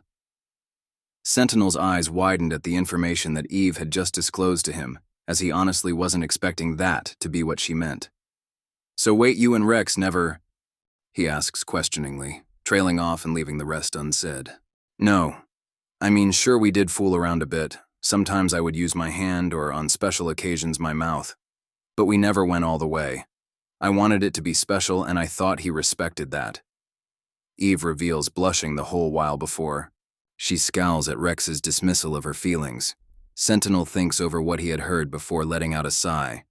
Yeah, not gonna lie, that sucks of him. But honestly, it's his loss, he says, causing Eve to look at him with a raised eyebrow as the male teen flips over to fly normally again. You are an amazing person, Eve. So much so that even in the couple of weeks that I have known you, not counting the time in which I was unconscious, he says, getting a giggle from the orange-haired girl before he continues. That even I can see that. If Rex doesn't respect or value what the two of you had, then that's on him. You did nothing wrong, and it's his loss as he messed up a relationship with an amazing and beautiful girl, Sentinel remarks, causing said girl to blush slightly at the compliments. You know you are surprisingly well-versed in relationship counseling, and knowing just what a girl needs to hear, Eve remarks with a teasing look, wondering where all his knowledge of relationships came from. Hearing this, Sentinel chuckles. What? Can I say I had a good teacher? He remarks with a fond smile as he thinks of Holly. Prior to them dating, he was a nervous wreck around girls always getting tongue-tied or saying the wrong thing. Though on the bright side, it apparently was what sparked the woman's interest in him in the first place, as she found it cute and endearing. It was only during his time dating Holly that he came into his own, so to speak, and learned what one should and shouldn't say, along with the mechanics behind relationships in general. Eve sees the fond smile and thinks Sentinel must be thinking about his girlfriend. She must be pretty amazing, and definitely lucky to have scooped up such a great guy, she remarks with a bit of a forced smile, only slightly jealous that the unnamed girl had gotten herself such an amazing boyfriend. Sentinel just continues to smile fondly for a moment before it fades. Yeah, she was pretty amazing, though I was the lucky one to have ended up with her, he says, before increasing his speed shooting ahead of Eve and creating a sonic boom in his wake. Said female hero's eyes widen at the sudden burst of speed before what he said sinks in, causing her to bite her lip. Dang it, Eve, way to go. Remind the amazing guy helping you through your emotional mess of his apparently dead girlfriend, she mutters beratingly to herself at her screw-up. With a heavy sigh, the orange-haired heroine increases her own speed and flies after her fellow hero in hopes of apologizing. Next day, GDA training area. Robot had gathered his fellow members of the new Guardians of the Globe team back at the SAO training area and was in the process of handing out schedules to them. As soon as the forensics investigation has concluded, we will be moving into the Guardians' headquarters. Until then, however, we will be training here. Breakfast will be at 6 a.m. Then we will be undergoing close-in combat exercises until lunch. The machine says before looking up from his own paper and noticing duplicate, or rather one of her clones, as indicated by the number 2 on the chest of her costume. Had a thing to take care of, but don't worry, I can fill her in, Kate 2 says dismissively with a shrug, while also not specifying further on what said thing happened to be. Looking down at the schedule in his hands, Rex sports an annoyed look on his bandaged face given his beating the prior day. Okay, so just a heads up, he remarks, getting the group's attention on him. There is no universe in which I wake up at 6 a.m. unless the world is on literal fire. The Hispanic teen remarks, before incinerating the paper in his hand with a shake of his head. Come on, robot, we don't need this boot camp bullcrap, it's us, he adds, protesting the new training schedule. Hearing the remark causes the robot to let out a sigh. Rex, we're not the teen team anymore, he remarks, however, before he can expand. On said remark, he is interrupted. Exactly. Now I'm sure you've had a lot of experience wrangling teenagers, but I was the Guardians from day one, Black Samson remarks with a frown and his arms crossed over his chest. Hearing this, Rex just rolls his eyes. Wow, thanks, Dad, he remarks sarcastically, causing the man to raise an eyebrow in his direction. Maybe if you didn't, lose your powers. You might have been there to help the Guardians on their last day, he adds, callously belittling the man. This remark causes Black Samson to scowl heavily while the rest of the group, barring Robot, look at Rex in shock at what he just said. The powerless superhero proceeds to bend down, getting right in Rex's face. I don't know you yet, so I am going to assume that was a poorly thought out joke, and I don't need to beat your butt up one side of this room and down the other until all you do is call me daddy again, he says, shocking the group by the remark. Samson then straightens back up before looking towards Robot. I don't know you either, but we need a leader we can look in the eye, not a bunch of ones and zeros. No offense, the man says with a stern look. That's actually super offensive. Wait. You think you should be in charge? Kate 2 remarks with a narrowed look on her face before a realization came to mind as to why Samson made the remark. I am the most experienced. Samson reasons with a nod, as it was technically true. The man had well over a decade, nearly 2 of being a superhero under his belt. He had stood side by side with the Guardians in many battles, against all manner of foe. In his mind, it was only logical that he was the best candidate to lead the new team. Yeah, at losing your powers. Rex quips with a cocky smirk, seemingly either forgetting or disregarding the subtle threat that the man had given him not minutes prior. Wait, didn't I crack that joke already? Whatever. Why are we even putting up with this old man? He has no powers and wears a suit that takes freaking batteries. Let's just get Eve back in here already, he adds, throwing his hands up in the air. Yeah, you burned and buried that bridge, asshole, so keep dreaming. Kate 2 snaps with a narrowed look of rage on her face, causing him to shrink back a bit. I'm new to the whole team thing, but I am pretty sure it revolves around teamwork, Ray says suddenly with a raised eyebrow, as despite her being a solo hero up to now, barring the occasional team up, even she was able to see the current disaster. That was the team. As did I, Robot adds with a shake of his head. Hearing this, Ray just shakes her head with a sigh before standing up from the seat she was sitting in. Call me when you figure it out. I'm going to hit the gym for a bit before heading out, she says, disappointed by the current situation of the team. Following. Her lead, Kate 2, gets up as well. Yeah, same here, she remarks before following after the shrinking hero. I'll go supervise, Rex suddenly says with a cheesy grin on his face as he makes to follow after the 2 heroines. No, you won't, Ray shouts back, not wanting to be ogled by the Hispanic hero as she does her exercises. Try it and I will tie your dick in a knot, Kate 2 shouts angrily, in addition causing Rex to gulp and wisely decide to go somewhere else. The Asian teen hero then notices the questioning look being sent her way by her fellow heroine. What? I mean, it would be hard to do given how small he is, but it's not the first time I have had to do it to someone. Don't ask, the clone revealed, before cutting Ray off as she saw her open her mouth to likely ask about said instance.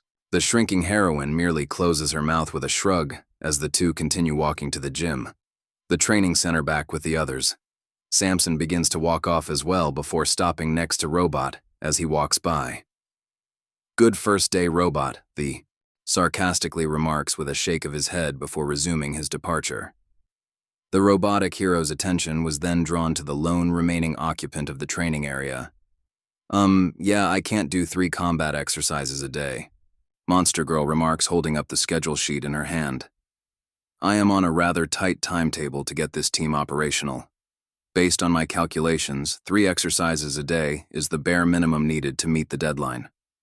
Robot remarked with a seemingly annoyed tone, though it was hard to tell given his artificial voice. Hearing the remark, Monster Girl narrows her eyes. Whenever I transform, I get younger, she reveals before getting up from her seat. It's part of the curse that gives me my powers. The trade-off being the younger I get, the bigger and stronger my monster form gets. Heck, I don't look it, but I am actually 24 years old, she adds before chuckling dryly. I used to go by Monster Woman, but it got rather hard to explain, so yeah, unless you want to start changing diapers, 3 exercises is too much for me, the girl reveals as she stops in front of the robot. Hearing this, Robot pauses for a moment. Of course, my apologies, the mechanical hero remarks in apology. It must be difficult, he adds, almost sounding sympathetic. Hearing this, Monster Girl rolls her eyes. That's putting it lightly. Hell, try having a normal relationship looking like this, she says, gesturing to her body. The guys who are interested are either going through puberty or popping up on sex offender registries. So yeah, it's difficult, the heroine adds, as her selection of potential dates had taken a nosedive. Over the years, thanks to her powers. I understand what it's like, Robot says, causing Monster Girl to raise an eyebrow. For the world to look at you and see one thing, never knowing the truth of what's inside, he finishes, looking down slightly. Hearing this, Monster Girl scoffs a bit. How can you understand?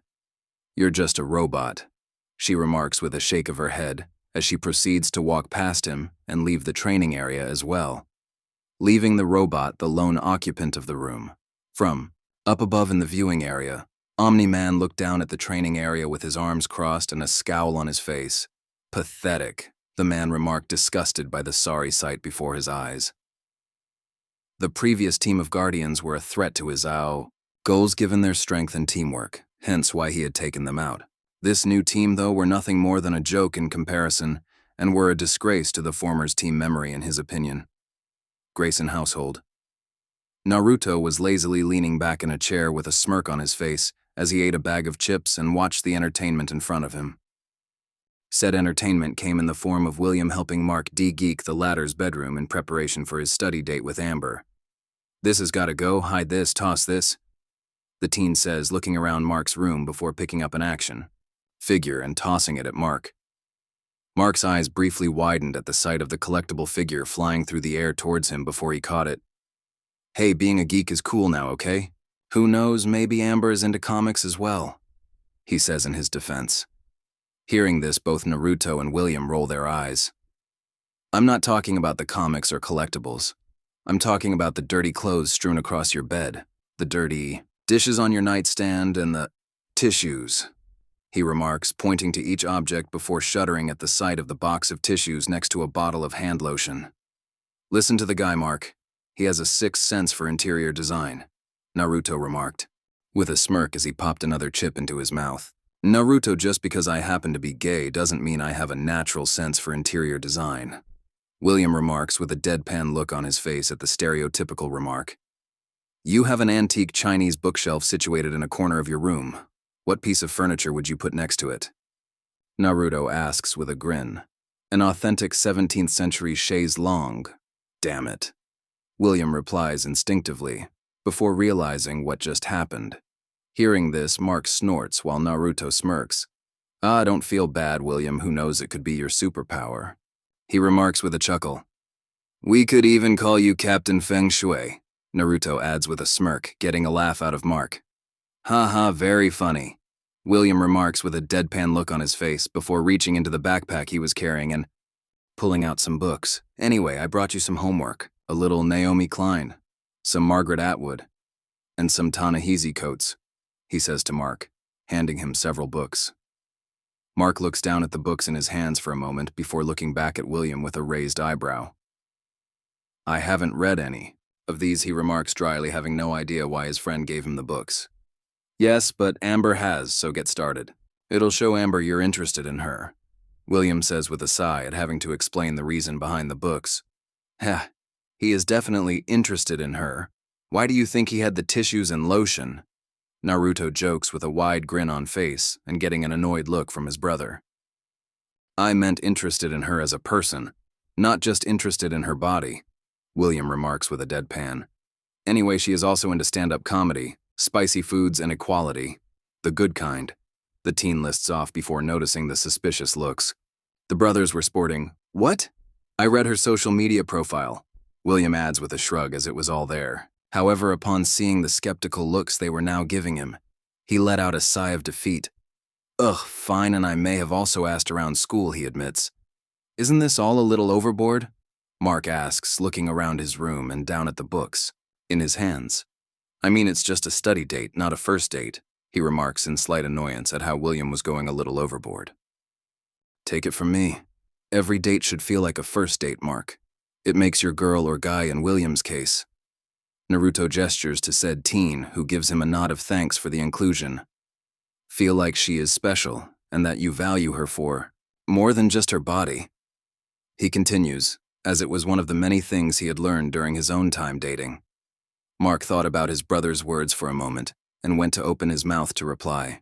However, before he could say anything, the sound of the house's doorbell was heard, followed by the door opening. After a moment, Debbie calls out from the first floor of the house. Mark! Your friend is here, she says with an almost teasing tone, to her voice that causes Naruto and William to snicker and Mark to sigh. The teen had a feeling that he was in for some teasing in the near future from his mother and his brother. Acting fast, Mark quickly throws his dirty clothes, dirty dishes, and the box of tissues with the bottle of lotion out his window, getting a raised eyebrow from his brother. The teen then stealthily opens his door, looking down both ends of the hall before turning back to the other occupants of his room. Go out the back way, he whispers. I live here, Naruto remarks with a deadpan look and raised eyebrow at his brother's request, causing Mark to just put his face in his hands and sigh at the remark. There were times that the teen honestly wondered what his life would be like as a single child, probably less stressful as embarrassing for one. Taking pity on his best friend, William chuckles quietly. You can thank me later, when you call me and tell me exactly how it all went, the teen says, as he walks out of Mark's room and sneaks down the stairs to the back door as Mark peeks over the railing to see Debbie chatting with Amber out of sight of the stairs. I suppose I should be a supportive older brother and step out as well, Naruto remarks with a shrug as he exits Mark's room. Though, just a heads up, bro, if you and Amber ended academically enthralled during your study date, be sure to mask it by turning on some music, as I really don't want or need to hear it, the hybrid remarks with a teasing grin that only grows as Mark blushes a bit at the insinuation. As Naruto walks into his room with a chuckle, he hears Debbie and Amber formally introducing themselves to each other. Girl has no idea what she just got herself into, he remarks to himself with a chuckle. It was hard enough for two soups to have a normal relationship with each other given the lifestyle. But for a normie to be in a relationship with a soup, that was about 10 times more difficult in his opinion. Everything from trust issues, being called away at almost any time, not to mention potential issues in the bedroom depending on the superhero's power. Yeah, odds were definitely stacked against non-superhero and superhero relationships. Though, who knows, maybe this girl could beat the odds provided she and his brother went that route. Though she first has to survive, Mom, he thinks to himself with a chuckle, knowing how Debbie could potentially scare the girl away with how eager she would be to meet Mark's first potential girlfriend. Mark's room. Having finally managed to slip away from the slightly too inquisitive woman that was Debbie Grayson, and the woman's excitement at meeting her, Amber, now found herself giving Mark's room a quick look, as said Steen stood nervously to the side. She took note of the various superhero posters on the walls, the almost freshly cleaned look to the room, and the stack of books sitting on the teen's computer desk. Looking at the title of one of the books, the blonde raised an eyebrow and looked towards Mark. Said teen chuckled sheepishly at this. Um, William said I should read it to show you that I'm interesting. And I will. But this is more me, Mark remarks, fumbling a bit with his words before coming clean, so to speak, at who he really was as a person. Amber grins a bit at this with an intrigued look on her face. An honest guy. I like that, she remarks, causing Mark to blush slightly. Resuming her inspection of the teens' room, she gazes at the posters once more. So, you're into comics and superheroes, she states in observation, given the number of hero-themed posters on the walls and the bookshelf with a decent-sized collection of comics on it. Is it that obvious? Mark asks nervously, thinking maybe the girl thought it was lame or boring. Hearing the question, Amber just giggles before taking a seat on Mark's bed. What's your favorite? She asks, curious as to which he enjoyed the most. She had a guess that it would either be one of the super strong male superheroes or one of the very sexy female ones that tended to show a lot of skin. Mark's eyes light up in excitement at the question. Oh man, I can't pick just one as a favorite, he says before he begins skimming through the comics on his bookshelf, thinking which one he liked most. However, ultimately he picks several of the books. This one is about a guy who's an underwater welder and ends up starting to see ghosts at the bottom of the ocean, he says, holding up a book with a man in an old-fashioned diving suit on the cover. Setting that book down, he picks up another one that has a picture of a teen with spiky red hair wearing ninja clothes. Oh, this one is about a teen who is a ninja and carries a powerful burden sealed inside him, Mark states, unknowing that in his room. Naruto sneezed suddenly before shrugging. Setting that book down as well, Mark then holds up the final one. This one is about a Jack Russell Terrier who's the master of technology, the teen says with a wide grin as he hands Amber the comic. Looking at the cover of the comic, which featured said, Jack Russell Terrier standing on two legs and wearing a science-themed outfit, the girl raised her eyebrow. Science dog? Cool. Do you mind if I borrow it? She asks her question, causing Mark's eyes to widen in shock. Looking up at the teenage male, Amber smiles coyly. You know, just to show you that I'm interested, she remarks, turning his words back around on him. Yeah, absolutely. Mark states in awe at Amber being interested in comics, let alone one of his favorites. However, his state of awe is broken by the sound of his phone ringing suddenly. Pulling it out of his pants pocket, Mark looks at the screen to see an unknown number. Okay, no idea who that is, he says before declining the call. Okay, so I figured we should start with global issues and then... He begins to lay out the study plan when suddenly the phone starts ringing again with the same number. Sorry about this, must be some kind of robocall, he says in apology to Amber before shutting his phone off this time so as to no longer be interrupted. Anyway, Ms. Walker says we should focus on the... What? Mark begins to say once more before his phone starts ringing yet again, which shouldn't be possible given how he turned it off. It seems like that's an important call, so I'm going to run and use your bathroom real quick while you get it sorted out. Amber states a little awkwardly as she stands up from her seat on the bed and moves to exit the bedroom. Oh, yeah, it's down the hall to the left, Mark says, informing the girl on where the bathroom is located as she leaves the room, closing the door behind her. The moment the door finished closing, a blue flash briefly blinded the teen, causing him to let out a whoa. Geez, I didn't think she was ever going to leave, Cecil says as the flash fades to reveal the man standing in front of Mark, clearly having teleported in. Hey, how did you know, Amber? Are you spying on me? Mark rambles in shock at the man suddenly appearing in his room and seemingly knowing he had company only seconds before. Well, you want to be a superhero, right? Fame, glory, get the sexy girls? Cecil questions, not answering the teen's question given how it was true. Hearing this, Mark looks to the side for a moment. Well, I mean, that's a little sexist, but not entirely. Wrong, he remarks. Those three things were only a part. Okay, a big part of why he wanted to be a hero. Well, then the whole concept of personal privacy or me time is out the window. I don't care if you are balls deep in Miss America while Miss USA sucks your balls and Miss Universe gives you a rim job. When the world needs you, you answer your goddamn phone. Cecil rants as he notices Mark blush at the mental image that formed as a result of said rant. The man then rolls his eyes as he notices Mark's attention shift to the bedroom door. "Don't worry, she has only just started," he adds, referring to him seemingly knowing how Amber had only just started using the bathroom. Hearing this, Mark blushes once more. "Not cool," he says, referring to how Cecil was apparently also monitoring Amber at the moment. With a shake of his head, the teen clears his head of said thoughts. "I don't even work for you. Not to mention it was an unknown number that came up," Mark says, the aged man, as it was true. Hearing this, Cecil briefly raised an eyebrow. How did it come up unknown when the kid should have my number in his phone? Hell, I tasked Kenny specifically with giving it to him. God damn it, he better have not slacked off on assignment again to go to Hooters, he thought to himself, before realizing what likely happened. Steeling his face to mask his inner thoughts, Cecil remarks, "And you never will, unless you learn to show a little respect, and decide if you want to be a superhero or not," as the man refused to have wishy-washy or disrespectful, arrogant superheroes work for and with him. Right now? Mark asks in disbelief that all of this was happening at this exact moment of all times, given how he was a little busy at the moment.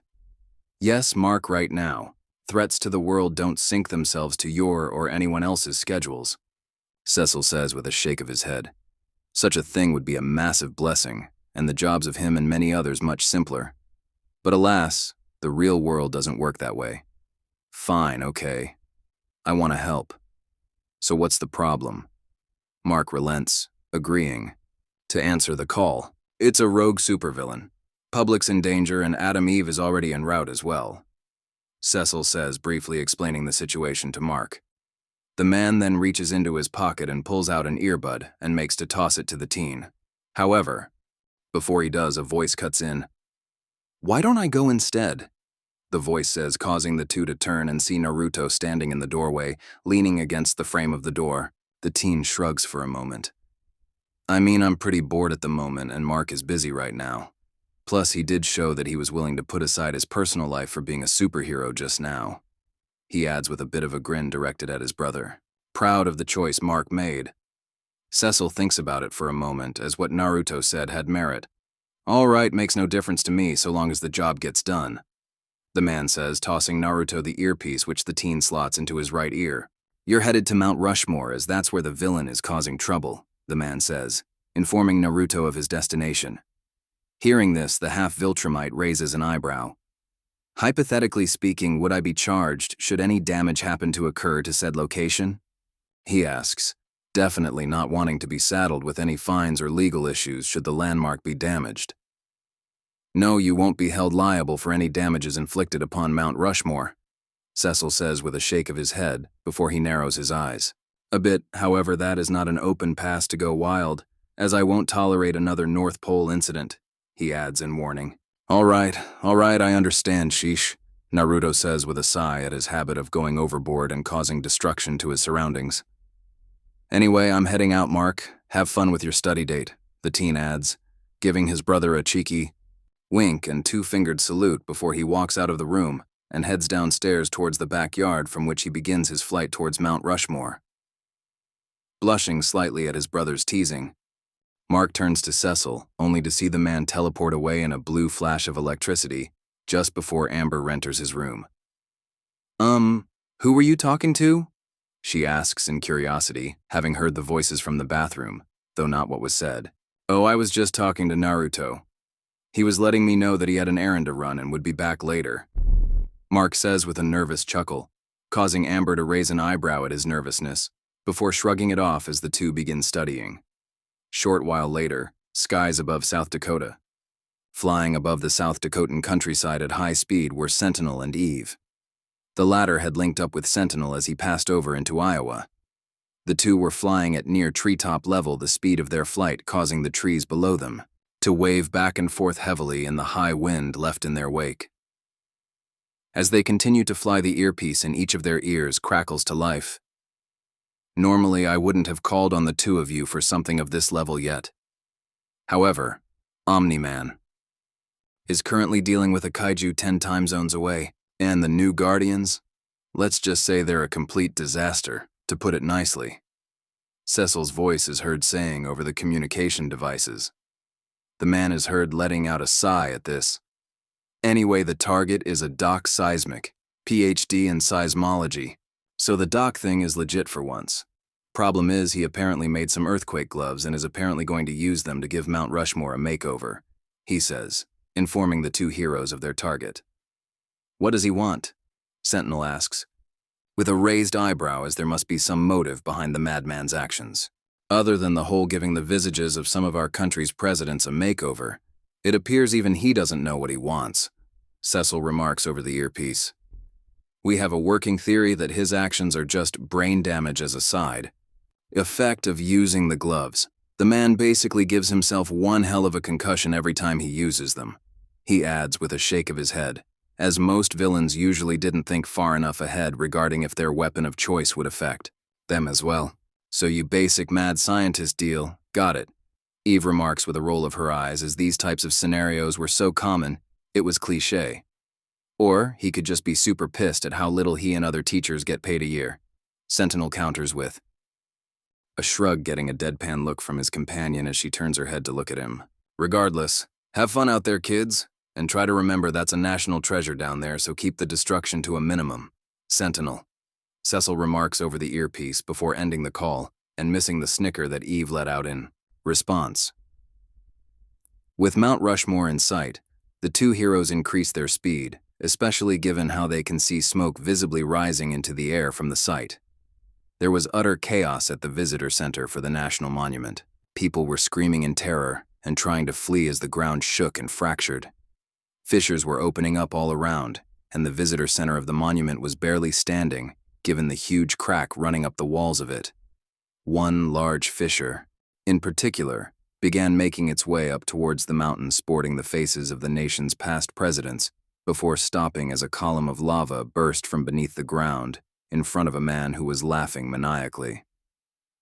Said man was the cause of all the destruction given his laughter.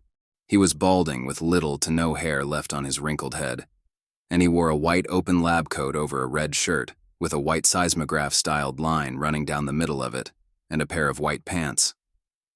The most notable part of his outfit, however, were the pair of large red gauntlets on his wrists that had several dials on them. The man let out another cackle of crazed laughter before scowling as he spotted some tourists trying to flee in terror.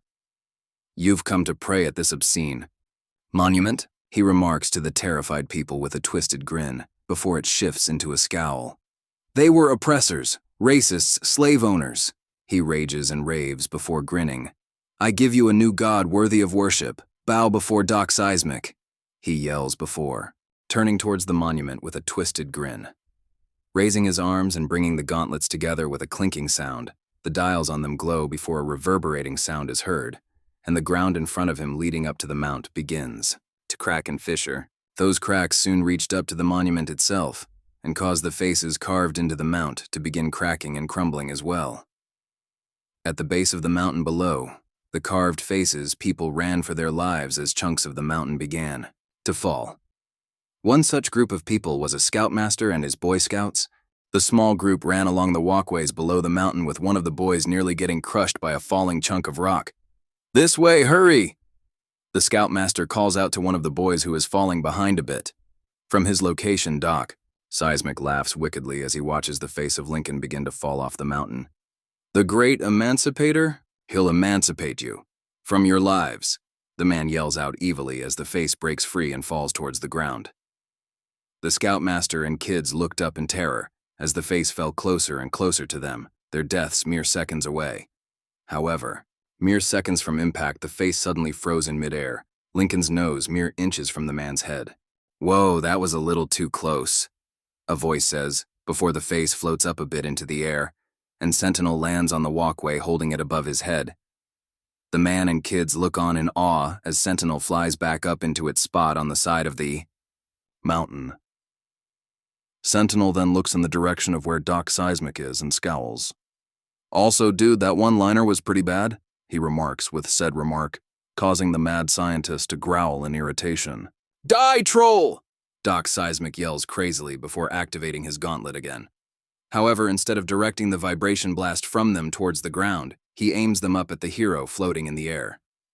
Sentinel raises an eyebrow seeing this, wondering if the man had forgotten his gauntlets caused earthquakes and didn't emit energy blasts. However, after a moment, he noticed the air seemingly rippling and getting closer to him.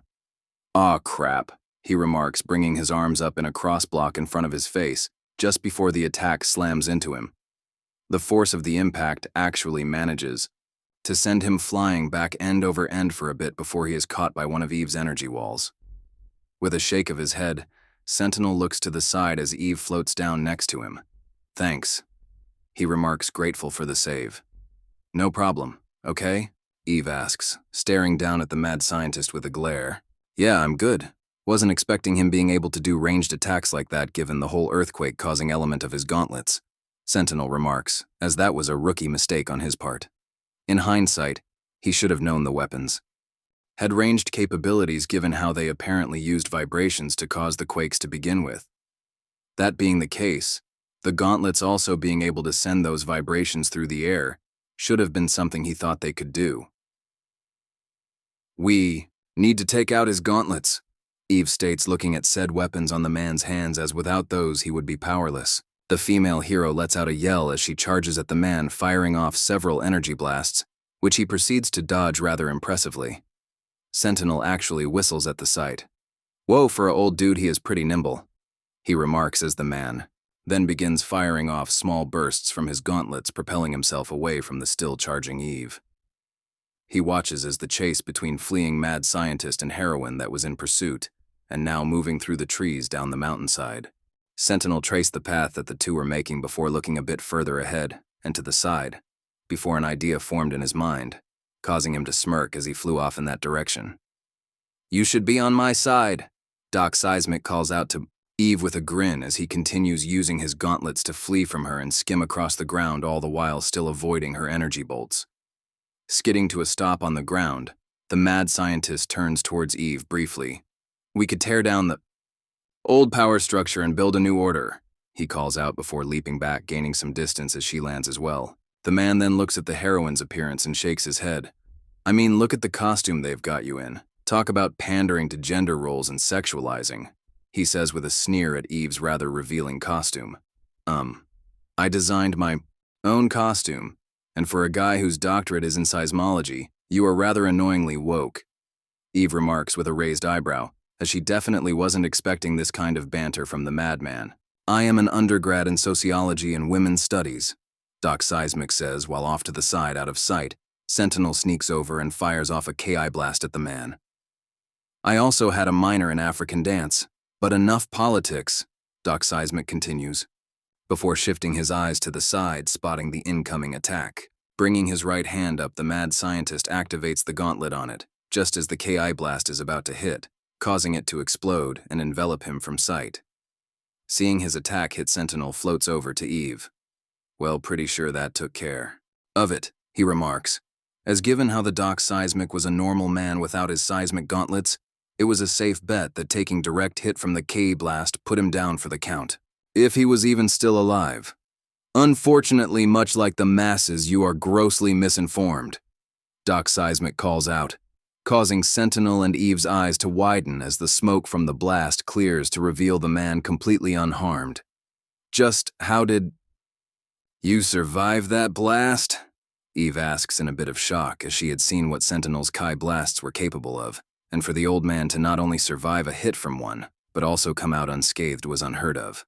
"Why, it's quite simple, my dear," Doc Seismic says politely, before holding up his gauntlets. "I merely used my gauntlets to prematurely detonate the incoming attack using the super vibrated air and sound waves they emit, while also creating a compressed sphere of oscillating sound waves around myself," the madman states, explaining how he avoided being injured. Hearing the explanation as to how his attack was beat, Sentinel raised an eyebrow. "I understood like half of that at best," he says, causing Doc Seismic to scoff and roll his eyes. "But I will say I am rather impressed you managed to beat my attack," Hero adds, complimenting the villain as it was quite the feat. "Why, thank you. It is so rare nowadays for true genius to be appreciated. Now let's rock," Doc Seismic says before grinning maniacally again as he raised his arms, the seismic gauntlets adorning them visibly glowing with blue energy. And you just had to ruin it with that horrible pun, Sentinel says with a sigh before the ground starts shaking heavily. Around the mad scientist, the earth begins cracking and rumbling, before a massive earthquake forms, the tremors of which are visible to the eye as the ground heaves and bulges like a wave from the epicenter that was Doc Seismic and his gauntlets. Theory. Two heroes brace themselves as the shaking gets more intense. Trees shake and rattle before snapping and falling over. Large sections of the ground bulge and sink in rhythm to the tremors. To cap it all off, a series of massive deep fissures begin to open up in the ground, so deep in fact, that magma can be seen as it begins to burst towards the surface, erupting all around the area.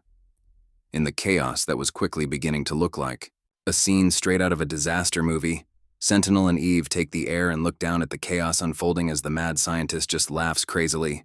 Looking off in the distance, the male's eyes widen a bit as he sees a family of 3 running for their lives, only to be cut off and surrounded by erupting lava.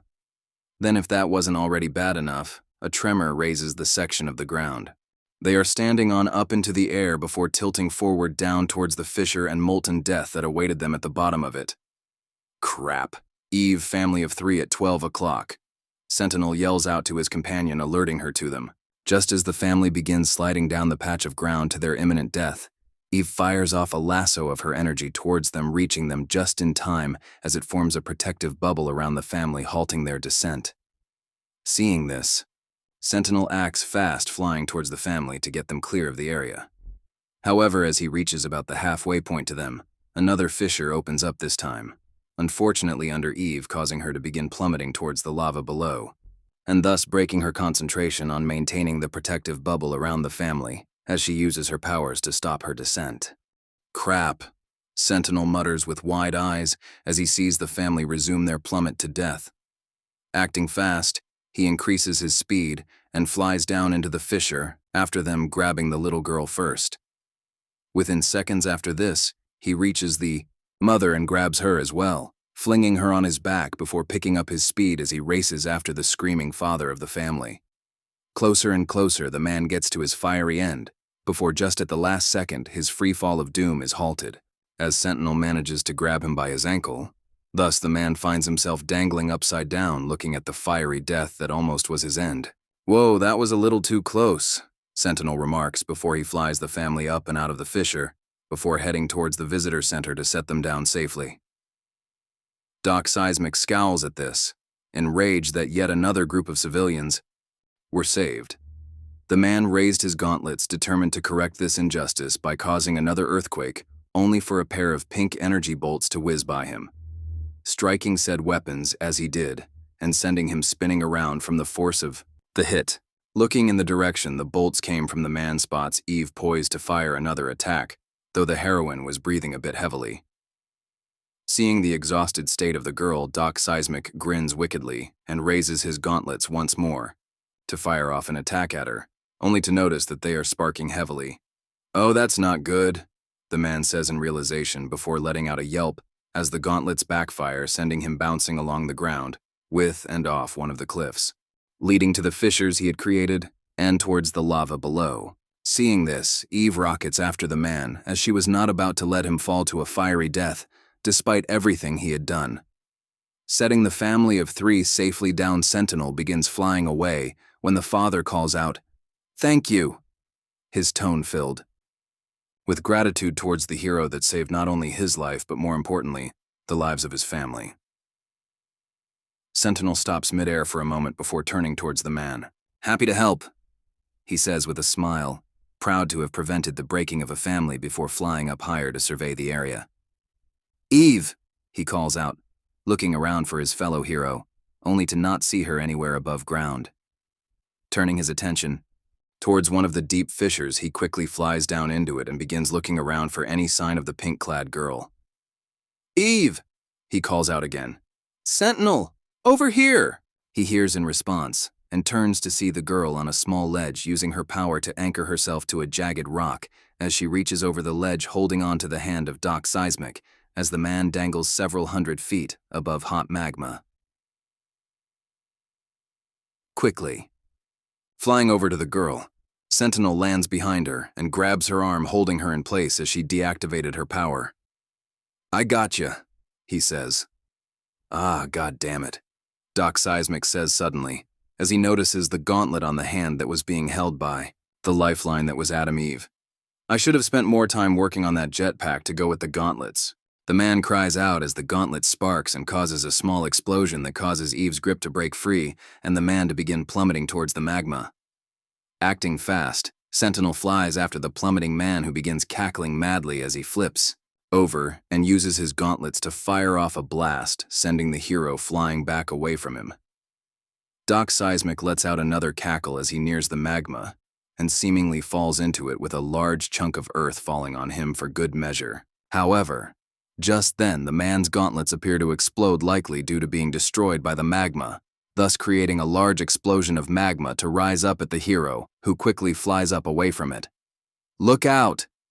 Eve shouts at her fellow hero, firing off a blast of her power and creating an energy construct of a wall behind Sentinel to try and push the magma back down a bit and buy him a little more time.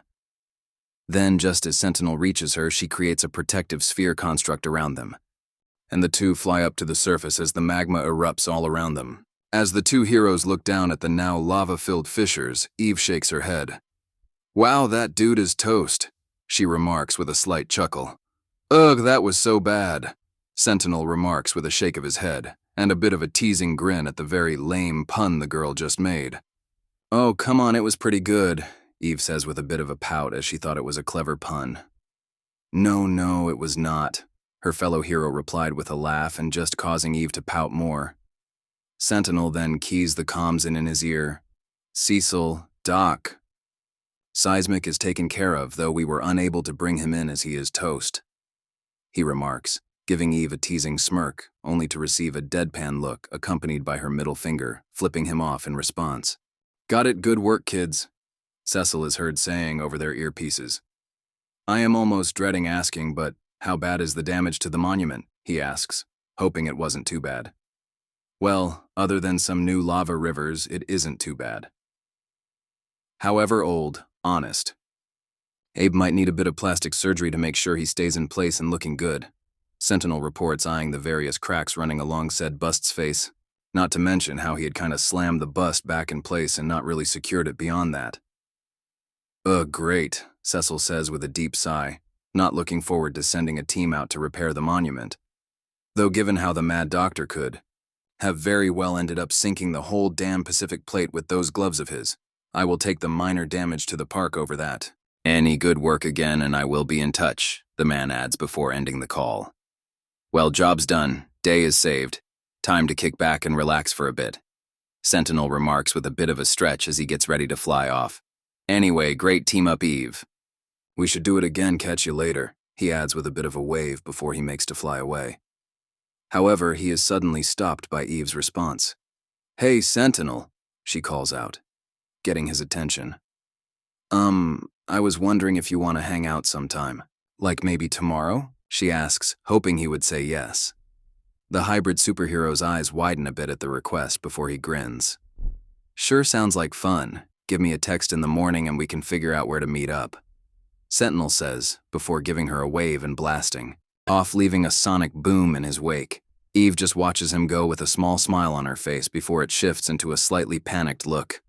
"Crap, now I gotta think of something for us to do," she laments, panicking, as she didn't want to pick anything that could make it seem like it was a date, but also didn't want to choose an activity that completely gave off the whole friend zone vibe. The orange-haired female superhero let out a sigh at her dilemma. "I really wish I knew more fellow female heroes to ask for ideas," she says to herself, as she could really only think of one that could fit that category, and things were strained, with her to say the least. Grayson household hour later.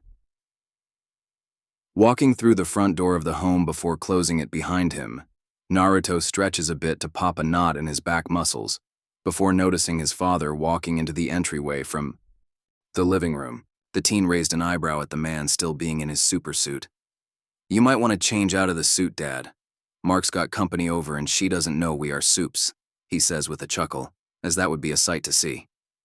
Nolan chuckles right, along with his son at the thought. Yes, I imagine it would, and that's actually what I am on my way to do. Did you just get done with a patrol? He remarks, noticing how Naruto was in his supersuit as well. Nah, just got done taking down a mad scientist bent on turning Mount Rushmore into a volcano, Naruto remarks as he takes off the coat portion of his suit. Cecil initially asked Mark to take care of it alongside Adam Eve, but I offered to do it. Given how he was having a study date, he adds with air quotations when he mentioned the study date. Nolan frowned slightly at this. You should have let him handle it, son. Mark needs to learn how to balance what he wants to do with what he needs to do, he says. As such a thing was a very important part of being a hero, as if done incorrectly, it led to neglecting one or the other when it came to life as a superhero. No, but I figured since it was the first time he had a girl over, I would help him out this time. The teen counters with a shrug before smirking.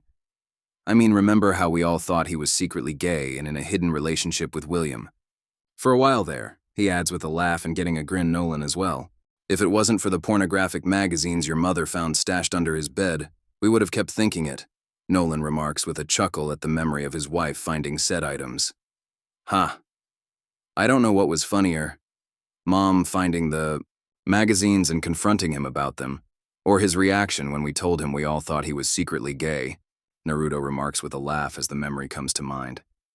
He honestly couldn't decide as Mark's reaction was comedy gold, and the scolding he got from Debbie for having the magazines was just perfect. Yes. Well, that aside, the both of you need to learn and remember the three of us aren't just superheroes. We're also viltrumites, and that brings along certain responsibilities that normal humans and superheroes don't have. Nolan says, his expression becoming less jovial and becoming serious, yet almost somber, raising an eyebrow at his father's sudden shift in mood. Naruto waves it off. I know, Dad, and I'm sure Mark will realize it soon as well, he says with a soft smile, figuring his father was referring to how they were much stronger than other heroes, and as a result, had to be a beacon for them and normal civilians to look to as an example. Anyway, I'm going to go get changed for and maybe shower. Oh, and Dad, you have some tentacle on your back, he says with a chuckle before heading up the stairs. The teen then peeks back down and watches as his father struggles a bit as he tries to reach behind his back and pull the tentacle off. Strongest man on earth thwarted by a bit of calamari on his back, he thinks to himself in amusement. With Donald, the man standing on a beach, look at a very large object that was lying on it motionless. It's big, sir. Very big, he says, as said object was a hulking behemoth of a creature with bulging muscles, 4 legs spikes running down its back, and a mass of tentacles souring the razor-sharp tooth-filled abyss that was its maw. It was the first time I've seen Omni-Man on the ropes like that, the man adds, informing his boss of just how powerful the creature was to give the strongest hero in the world a tough time. Donald then flinches as he hears a low growling. Also, it might not be dead, he adds, taking a slight step back from the creature. Well, put it on ice and lock it up in Facility B. You never know when something with that much power could come in handy, Cecil is heard saying over the speaker of Donald's cell phone. Yes, sir, Donald replies with a nod of his head before ending the call as he stares at the unconscious kaiju. However, the man jumps back and assumes a defensive stance, as if it would help him upon seeing one of the monster's tentacles lazily lift up before flopping back down to the ground. Oh, good God, he remarks fearfully, clutching at his chest due to the sudden jump scare. Grayson household. Debbie was in the kitchen cutting up some carrots that she was going to use in the stew she was making for dinner when Nolan walks in. Calamari for dinner? He asks with a grin before tossing the hunk of tentacle that had been stuck to his back on her cutting board with a chuckle. Get that off my counter, Debbie remarks pointedly with a grin on her face at the sight. Are you sure? It's considered a delicacy in some places, and an aphrodisiac. Nolan counters with a hint of a sensual tone to his voice. Hearing this, Debbie just scoffs good-naturedly. I doubt giant monster tentacles are a delicacy anywhere on Earth. And besides, like you need it, she teases, as her husband's sex drive was both a blessing and at times a curse in her opinion. So many mornings she woke up with either sore hips or unable to feel anything below her waist. In response to this, Nolan just chuckles before walking over to the fridge and reaching inside to grab a bottle of wine. Did you call Cecil about putting some protection on the house? Debbie asks suddenly and unknowingly to her. Nolan rolls his eyes at the question. I was kinda busy, was the man's response, which was admittedly true, and not just an excuse he was using to hide how he didn't want to call Cecil for anything. Nolan, Debbie says in a warning tone as she narrows her eyes at her husband's back. Hearing the tone of his wife's voice, Nolan just sighs. Yeah, I'll take care of it tomorrow, he says with a bottle of wine in hand as he closes the fridge door and walks over to Debbie. Thank you, the woman says with a smile on her face. Hey, don't forget I just took down a freaking kaiju and saved the world yet again today, Nolan remarks before wrapping his arms around his wife's waist while she wraps her arms around his neck. Your husband's a badass, he says with a grin. Yeah, well, you're not the only badass in the family. I sold a house today that had a double homicide take place in it, Debbie counters with a grin. I told them lightning never strikes the same place twice, she adds before a squishing sound is heard from the tentacle on the counter, causing her to gasp as she turns to see it wriggle a bit. Are you seriously going to put that on the grill? She asks Nolan with a raised eyebrow, causing him to shrug. Teen Team Base. Eve stood in front of a clipboard that had several photos of the team tacked to it, along with a few photos of her and Rex. As the girl stared at the pictures, she couldn't help but reminisce about all the good and bad times that made up hers and Rex's relationship. With a shake of her head, Eve begins taking down all of the pictures featuring her and Rex together, and crumples them up. However, her attention was suddenly shifted to outside the base as a loud explosion went off, followed by another, and another. Acting. Fast the girl flew out of the bridge-top entrance of the base ready for a fight, only to stop as it wasn't an attack she was hearing, but firework explosions going off. For a moment, Eve looked at the beautiful explosion before her eyes narrowed upon seeing the source of the sitting on the top of the bridge tower. Surprise, Rex remarks with a grin, as Eve floats down a bit a ways from him. However, upon seeing the scowl on her face, he sighs. Look, I screwed up, Eve. I know I did, I just don't know why I keep doing this. I don't want to, you know that, right? You know I love you? The teen rambles off to her. Eve rolls her eyes a bit at this. I know. You do, but you have a crappy way of showing it. And that wasn't an apology, Rex, you were just listing off what we both know already, she says evenly, a bit annoyed by what he said. Hearing this, Rex looks down in shame for a moment. You're right. I'm sorry, he says before looking up and staring the girl in the eyes. Look, give me a do-over. Just this one time, he adds, resulting in Eve turning away from him for a moment before looking at him with a deadpan look. I'll be better, I promise, he pleaded with her. That's just it, Rex. You shouldn't want to be better in hopes that we get back together.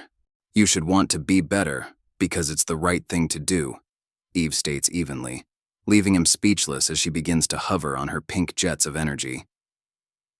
Good luck with the new team, Rex, she says in finality before flying off, leaving the Hispanic teen alone of the top of the bridge to rue and how badly he messed up what they had. After flying for a bit with no real destination in mind, Eve found herself gravitating towards the Grayson household. The teen honestly was unsure of why she headed there of all places. Maybe she just wanted to talk with Naruto and affirm that she made the right choice in not giving Rex a second chance. Regardless, the girl now found herself flying around the back of the house before hovering past Mark's bedroom. However, as she did so, Eve noticed that Mark wasn't alone in his room, and was in fact in the middle of a rather heated makeout session with Amber on his bed, with the blonde straddling the male teen hero. Way to go, Mark, Eve mutters to herself with a bit of a grin at the sight, happy that things were apparently going pretty well for him by the looks. As she hovered over to the next window, which was Naruto's room, she raised an eyebrow at not seeing him in there. Though that lone raised eyebrow soon became both eyebrows as she gained a shocked look on her face at what she was suddenly seeing. Said sight was the door to Naruto's bedroom opening, and the teen walking in shirtless with a towel wrapped around his waist while he used another one to dry his hair. The teen had clearly just gotten out of the shower, and Eve blushed a bit while subconsciously biting her lip as she stared at him. Her gaze traced his toned and muscular frame that, while clearly defined, lacked the gross bulging factor that many muscular men or heroes had. Eve's eyes locked on a single bead of water that dripped from his jawline down to his chest, then followed the curvature of his muscles, followed by his six-pack abs, before disappearing into the towel that was wrapped around his waist. Holy crap, the girl mentally screamed at the sexy sight before her eyes. Hell, she figured he was muscular and fit given how his costume fit him, but she had no idea it was to this extent. The black-haired teen gave most supermodels a run for their money, in her opinion. However, all of a sudden that thought was soon replaced by an ever-loud mental scream of, "Holy crap!" as the towel that had been wrapped around his waist seemingly chose that moment of all moments to fall away, revealing the equipment beneath it. Eve's whole face turned scarlet at the sight before her eyes, as she was essentially frozen in place, mid-air. The girl had no idea what to think of just what she was seeing, as the sight of it had caused her mind to short-circuit in a sense. However, a small part of her mind, that being the instinctual fight or flight response, kicked in, and she did the only thing she could think of. She fled as fast as she could. As he finished drying his hair, Naruto picked up the sounds of a sonic boom, and raising an eyebrow looked out his window to see the telltale pink jets of Eve's power rocketing away in the distance. Eve must be on her way home or something, he muses to himself with a shrug before feeling a bit of a draft down below. Looking down, he realizes that he was completely exposed due to his towel having fallen. It's a good thing Eve doesn't have supervision, or she could have ended up seeing Naruto Jr. had she decided to look in the direction of the house, he thinks aloud. Thankful such a thing hadn't happened, or else it could have made things awkward. Between them next time they met. GDA Supermax Prison. Location: classified. Deep in the underground prison that housed all of the super dangerous, super abled threats to the world, a worker lazily pushed a cart down the hall, passing by the various cells that housed the inmates of the prison. The man let out a tired yawn as he passed by a cell containing a crocodile man, followed by a cell containing many occupants all identical in appearance, which was that of an Asian teen. Continuing his walk, the man suddenly stops in front of one of the cells and picks up a pot pie from atop it before walking over the cell wall. "Chow time," he announces as he presses his hand to a pad, and after it's scanned, a small door opens up in the cell wall, in which he places the food before it closes. The sole occupant of the cell sniffs before looking up from his book with a smile. "Ah, it must be Thursday based on that aroma, chicken pot pie," one of the Mahler twins says with a grin as he walks over to the cell door and waits for the panel to open up on his side so that he can retrieve the food. "Yep, everybody's favorite," the guard jokes, unaware that the whole interaction is being watched from afar via a computer screen by a shadowy figure. The man then pushes the cart to the next cell, which houses the other Mahler twin, before repeating the process to open the panel and setting the food in the slot. However, as he does so, the man is unaware that the shadowy figure watching the scene presses a couple of buttons. As a result of this, the panel on the interior of the cell opens at the same time. The man wonders aloud, bending down to look through the gap as the Mahler twin does as well, causing his eyes to widen. "Crap," he exclaims, as Mahler grabs his wrist in the blink of an eye. "I'm really sorry about this, Pete," the villain says, actually sounding sincere in his apology, before proceeding to brutally pull the man into the cell door, knocking him out in a bloody mess. Mahler then angles the unconscious man's hand to the handpad and opens the cell door.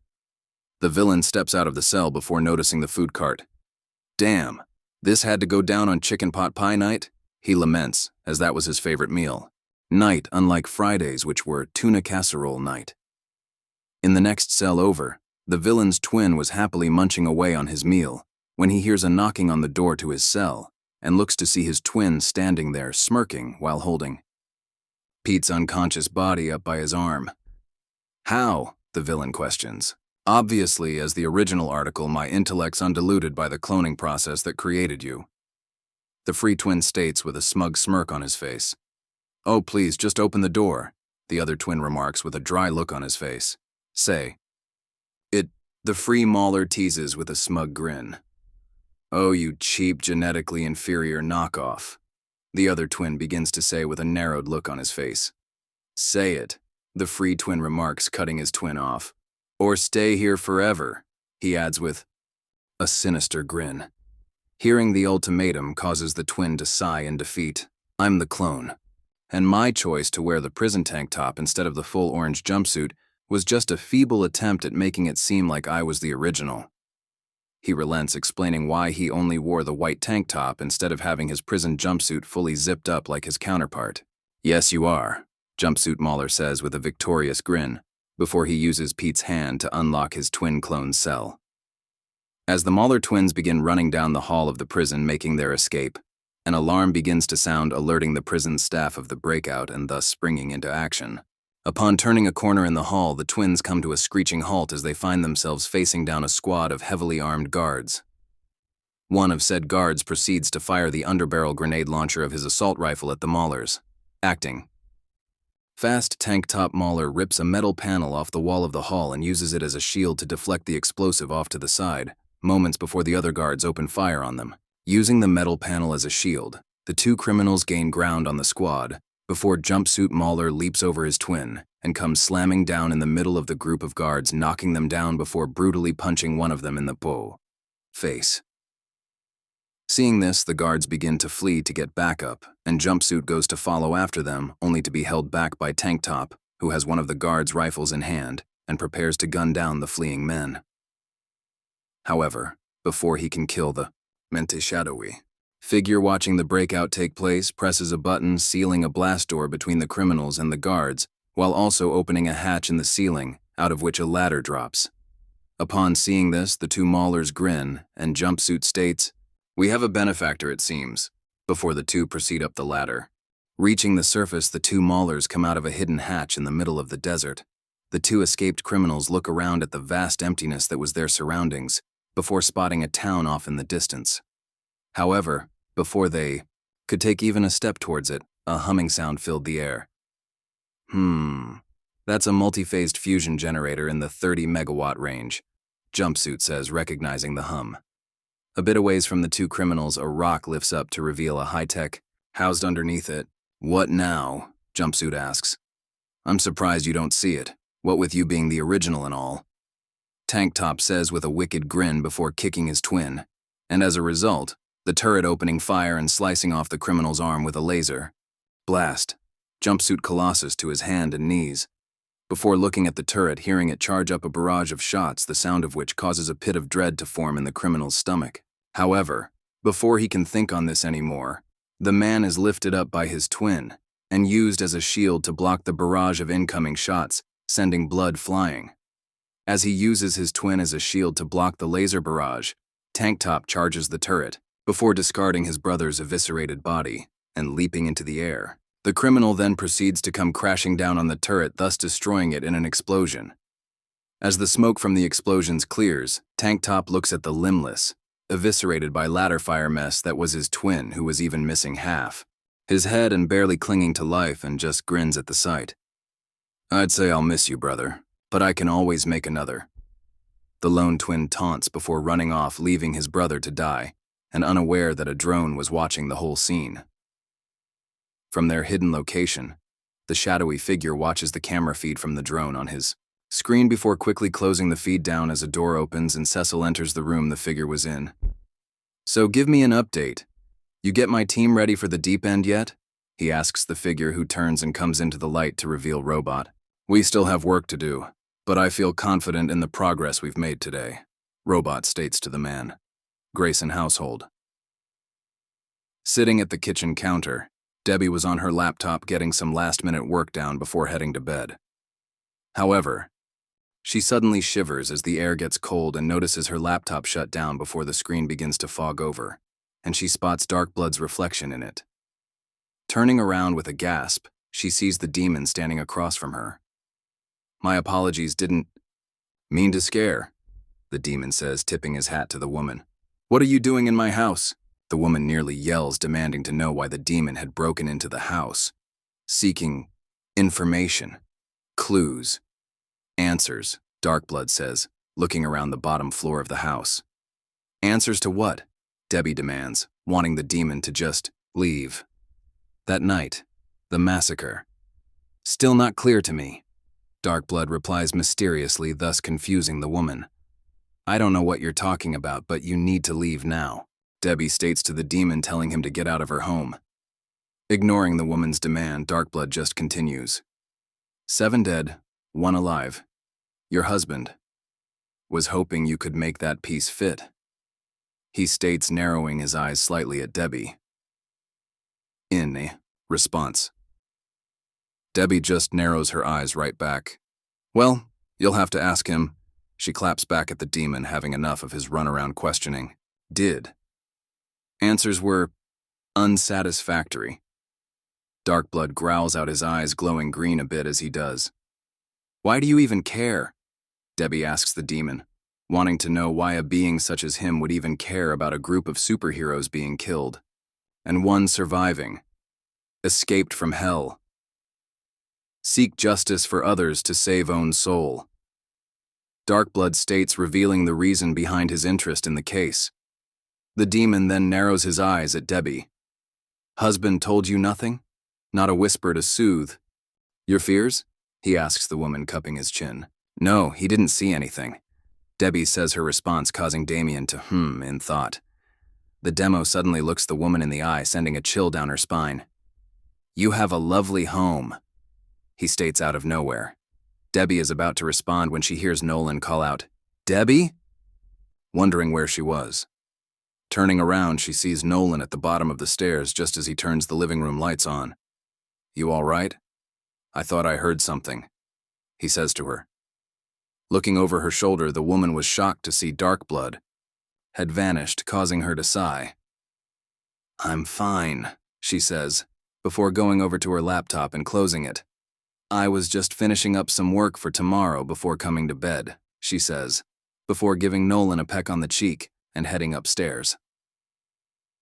Watching his wife head upstairs, Nolan looks around the living room before releasing a breath and noticing how he can see it. Despite the living room being well above the temperature such a thing would normally happen at.